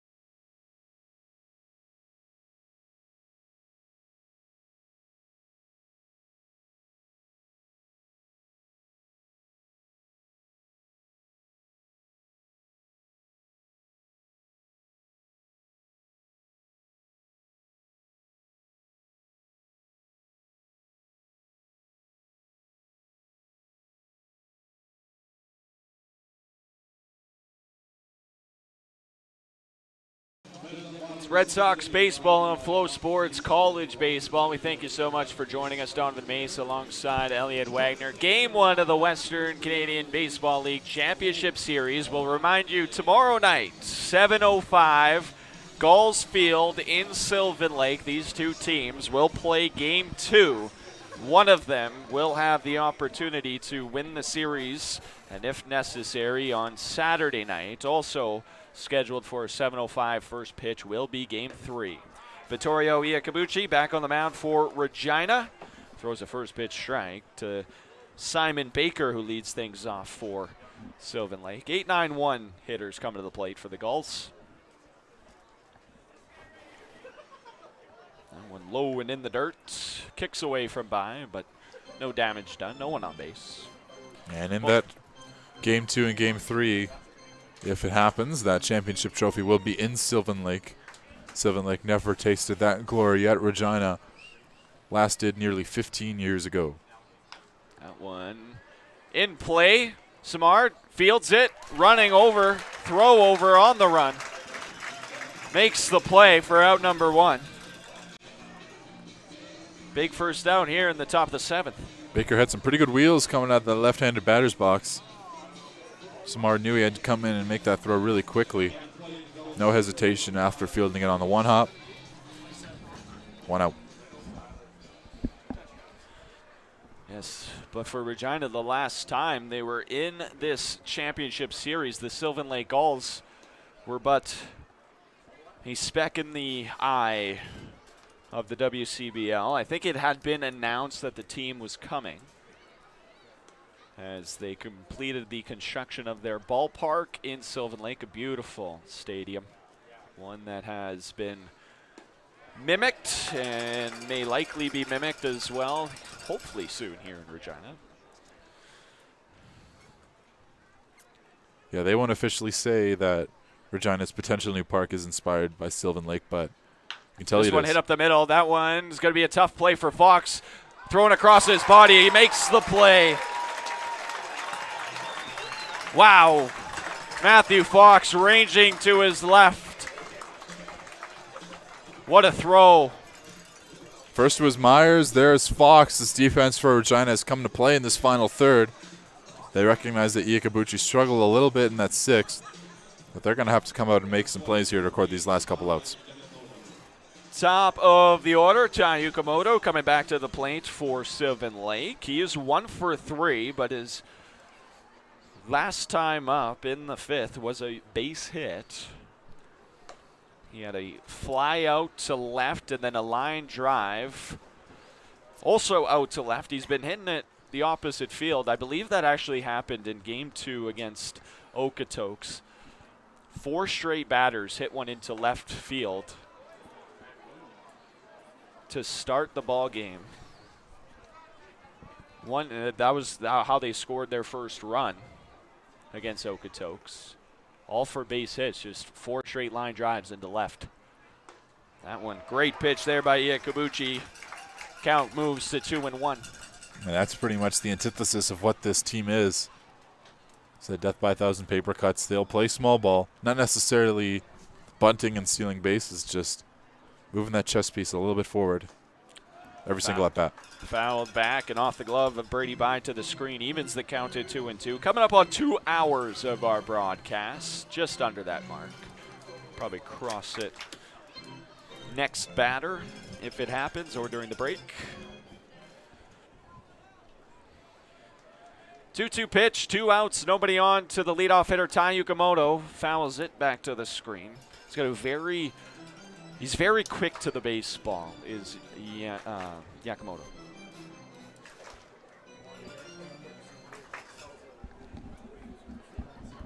Because even on that fastball, he was behind on the swing, but just was able to get the barrel to it quickly and foul it off. That one high and away moves the count full.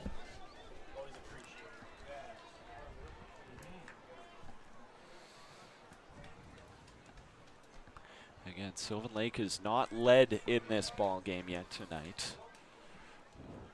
This one hit it to left center, into the gap. No Tucker able to get there and make the grab.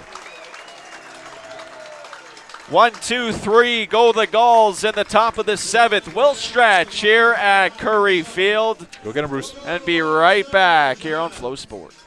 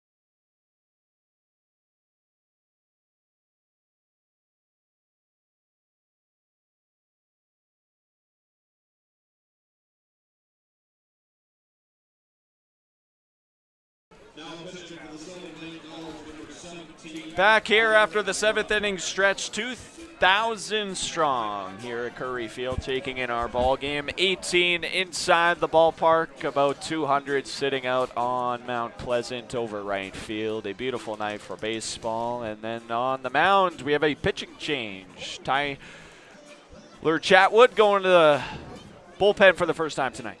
Garrett Lundmark, another Spokane, Washington pitcher. This time it's going to be the righty making the play. 3-1 in the regular season with a 3 ERA. 8 games, only 1 on those. 18 total pitching innings. 20-9 strikeout to walk ratio.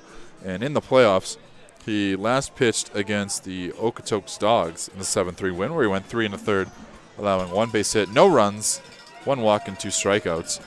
His other game came on the 8th of August in a 6-2 win against Lethbridge, where he went an inning allowing 1 earned run, 2 base hits, and striking out 2 across only 5 batters. As Zaid Brannigan leads off the bottom of the 7th for Regina, Josh Tucker goes 6 full, gives up 8 hits, walks 4, strikes out 7, gives up 2 runs, both earned. A very good performance for both starting pitchers tonight, and now it's in the hands of the bullpen. A 2-2 tie ball game. That pitch high and in moves the count to 2-0 for Brannigan.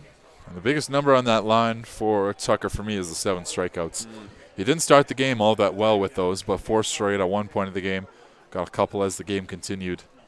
He really stepped it up in that department. In his last 3 innings of work, he had 6 strikeouts. He had 1 in the 2nd. But yeah, he really got better, and you mentioned it, Elliot, earlier. He got better as his outing went on. Just whatever Regina had been sitting on earlier in the ball game, he completely changed it up. That pitch outside, Zaid Brannigan works the leadoff walk. And Matthew Fox, who has a home run tonight, a solo shot in the 5th inning, coming to the plate, and Fox is 3 for 3 tonight. He's a dangerous man, and he's going to be someone that we'll see if Lundmark wants to pitch away from. Yeah, this Curry Field crowd can feel it. Fox has got a good bat in his hand. With a runner on, that's danger. Fox is now 10 for 24 this postseason. Make it 11 for 25. Brannigan's going to round second and head to third. The play not in time. Matthew Fox with a runner on first hits a single, and there's runners on the corners for Brady Bye. He sees a perfect fastball right down the middle. Trying to establish the zone was Lundmark, and he just said, why not? I'll take a hack at it. Pulls it beautifully into right. Pushes it into right. My apologies. Good swing on that one. Brannigan, not even a second thought. He was going to third all the way. And runners on the corners for bye. Lundmark has himself in a bit of a pickle, and that's going to get a quick mound visit here before he can ever register an out. Yeah, mound visit here in Curry Field. Letting the Gulls coaching staff hear it is now the fans here. They know this is a big situation in this ball game. Yeah, this is the biggest opportunity that maybe this had ever since they scored that first run back in the fourth. Because, man, Tucker was throwing shutout baseball. We said if he goes maybe even into the 8th inning, maybe goes all the way through the 7th, that's going to be a tight window for Regina to score any kind of runs. But, you know, down to their last 9, first 2 batters get on. All of a sudden, there's a little more wind in the sails of Regina. Ikabuchi starting to lock in a little bit more on his side. Now it's time for Sylvan Lake's reliever to do the same as Lundmark tries to get his first out. Now on the other side of that, though, Josh Tucker had 110 pitches on the night. Tough to let him go another full inning potentially. Brady Bye swinging at the first pitch, popped into foul territory. Over there is Gilbert. He makes the play. Fox flinches over to second, but he'll walk back. Tough pop-up in foul territory out of Brady Bye for out number 1. Got under it. Another fastball that kind of came in and then dropped at the last second, so he wasn't able to get the best contact on it. You can imagine the Red Sox batter still swinging first pitch. Lundberg has yet to establish that zone. Let's not forget Brannigan did reach on a 5-pitch walk that he didn't even swing at 1 at. That one high and in as Jalen Myers steps in. First pitch is at the eyes, well inside. As the Lundmark looks to establish this plate appearance. Myers is 0 for 2. He's been on base once with a walk tonight.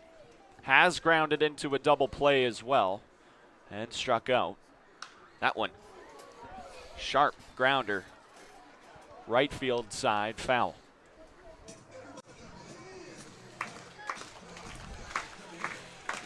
Again, just talking to these players, it's been getting the big hits in big situations, in situations like this, just finding a little bit of green grass for a ball to land on.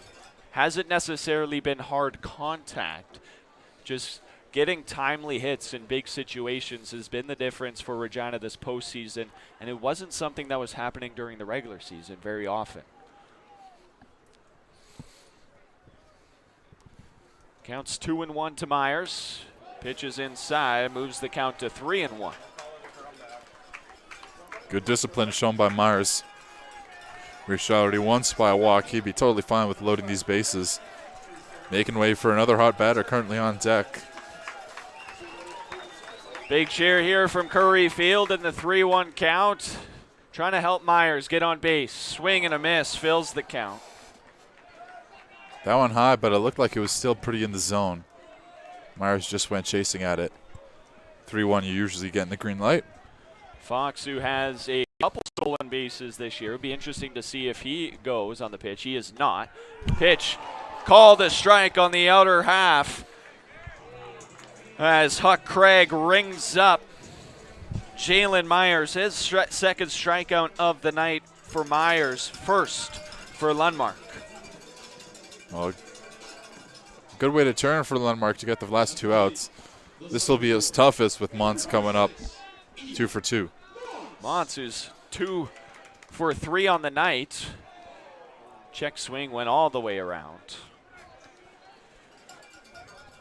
And for Montz, usually you're better in the lefty-righty matchup, but he has been on base 3 times tonight going against the lefty. Tucker hoping to continue his hot night at the plate. Another half swing out of Ian Montz. Almost 3/4 as he goes all the way around, and he's down 0-2 here as Lundmark looks to work out of the jam.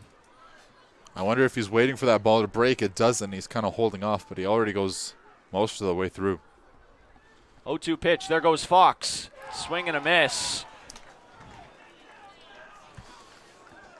The first two runners get on for Regina. One gets stranded in scoring position. Is Lundmark able to get the pop-up and 2 strikeouts to the next 3 batters? Score remains 2-2. 2 innings of regulation left to play. We'll be back on Flow Sports. And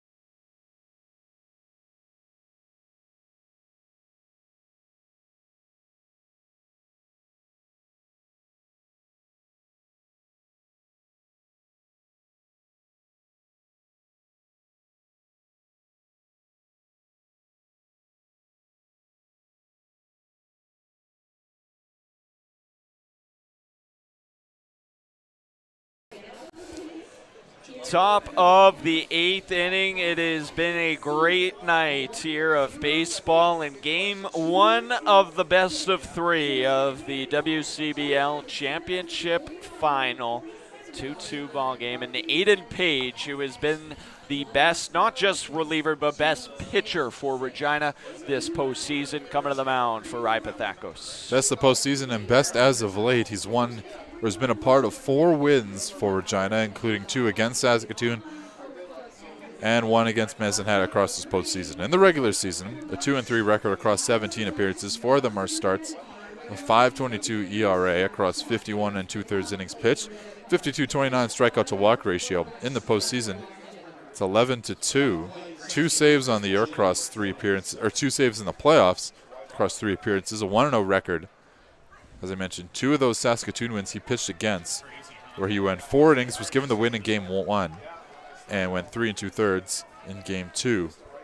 And in game 2, he only allowed 2 hits, and in neither appearances he allowed a run. He begins things off here with a called strike, swinging strike out of Jaden Flores. Flores 1 for 3. Hit a single in the first inning, has flown out to right field and then hit that line drive comebacker right to Xander Udi Singer in the 5th for out number 3 in that inning.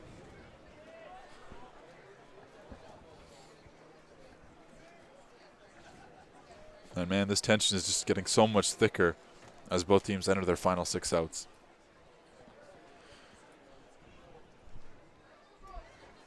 One-two pitch from Page. Low and in the dirt. Flores lays off.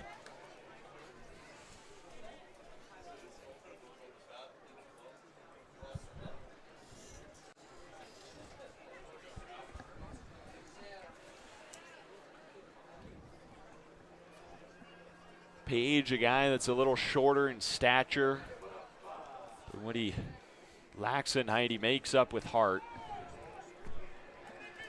Counts 3-2 now to Flores. Got a chance to talk with him yesterday as well ahead of this series. Just said feels like right now his team, they want it more. And that is what has gotten these Red Sox to this point. Low and in the dirt. Flores works the walk to lead things off, top of the 8th. Not the way you want to start if you're Page. Only allowed 2 walks across the entire postseason. And only 1 against Saskatoon. We know your defense is there. They were there for Yakabuchi. They were there for Udi Zanger at the start of this game. Feels like they've kind of woken up. You can put these balls on the ground, but against this next batter, it's going to be pretty tough. Yeah, Brock Tirina comes in 2 for 3, has singled each of his last 2 plate appearances, and then come across to score runs. Another ball out of the strike zone by Aiden Page. Gotta imagine he's worked multiple innings 3 times already this postseason. Feels like he's working every second day. 1-0 count. Pitch is in there. Called a strike. Much better pitch to even the count at 1-1. Really well done, Page. Finally establishing that strike zone towards the outer part to the lefty.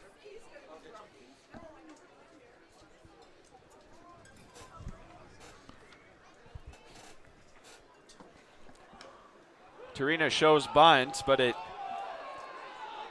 hit the batter in the box, so called a foul.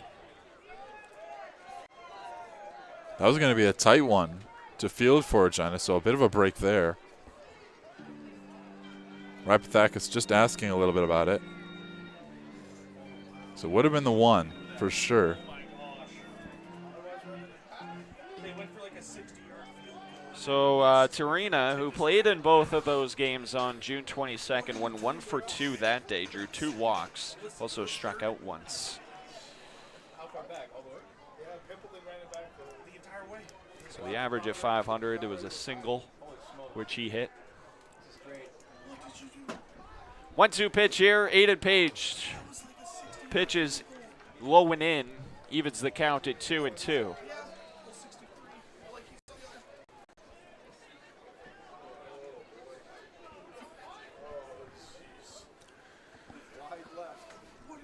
This ball game far from over. This one hit up the middle. It's right at Fox. Makes the grab. The play at first is in time. Double play. Thanks to Matthew Fox once again. Matthew Fox reads it beautifully, coming in towards second base. On a hop, makes the grab, heads up play to throw it over. Flores has to get that lead, get that secondary lead.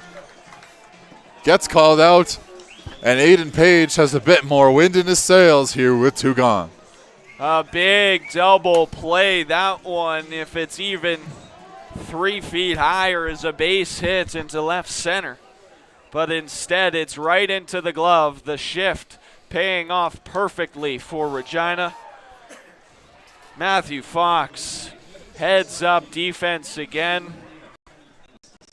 And the base is clear now with 2 outs for Anthony Gilbert.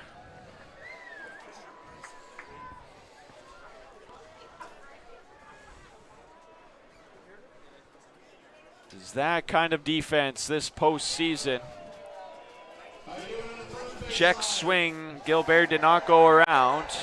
Red Sox fans trying to stay in this ball.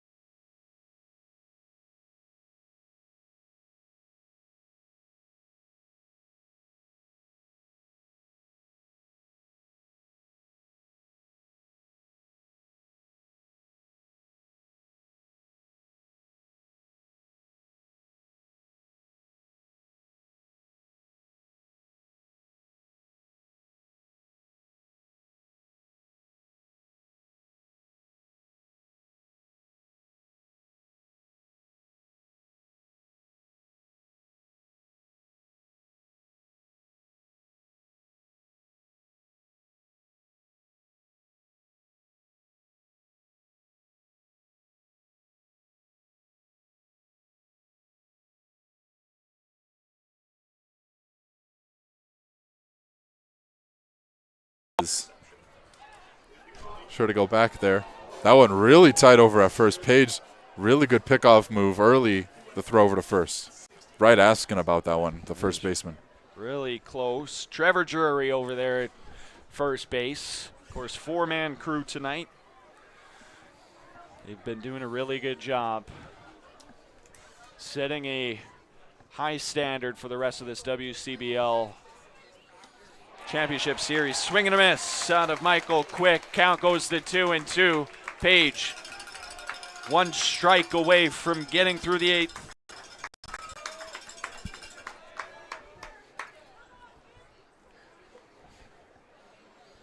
Trip Ray awaits on deck.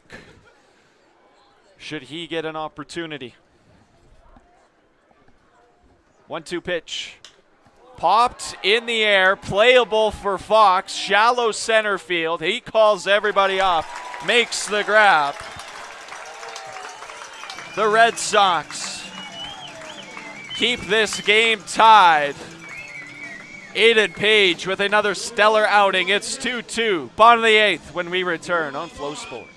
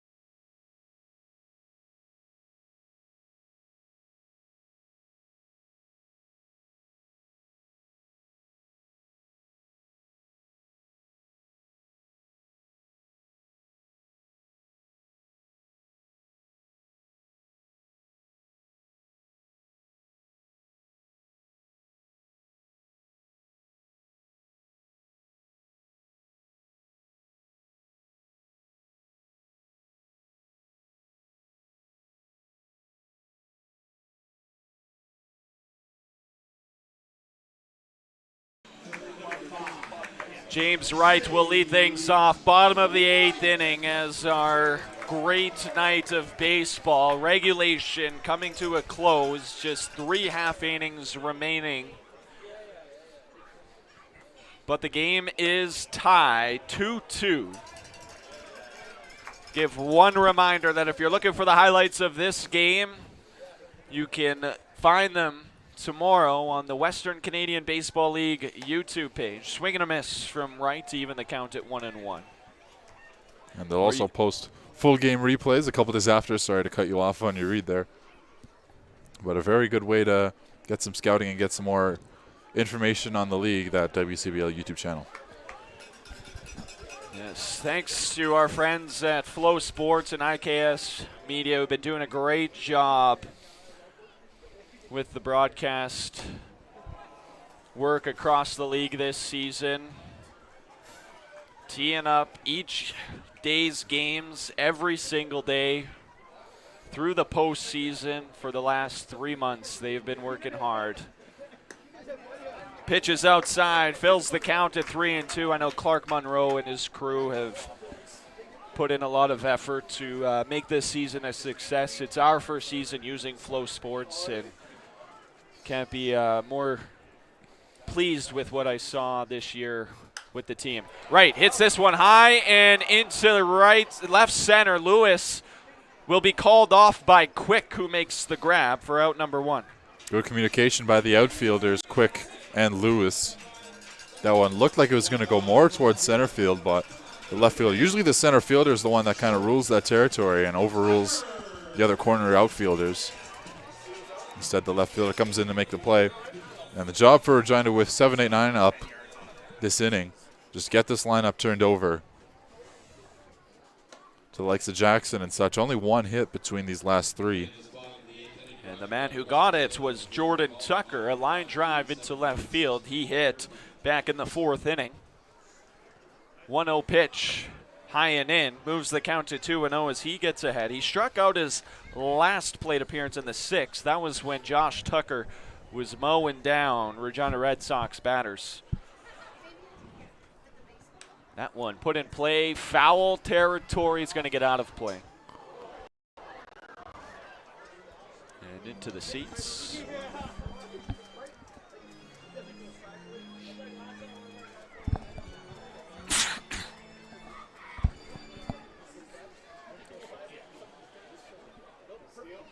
Pitch here from Lundmark, fouled back to the screen. Count goes to 2-2.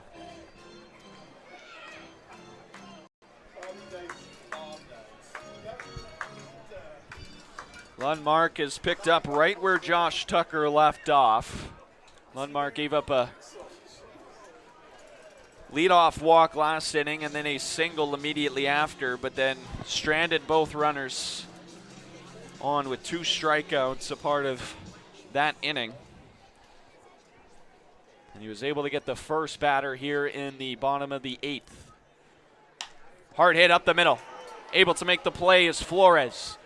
Running away from the first base bag. The throw is in time. Great play at second base by Sylvan Lake. Good job at second, good job at first by Markins.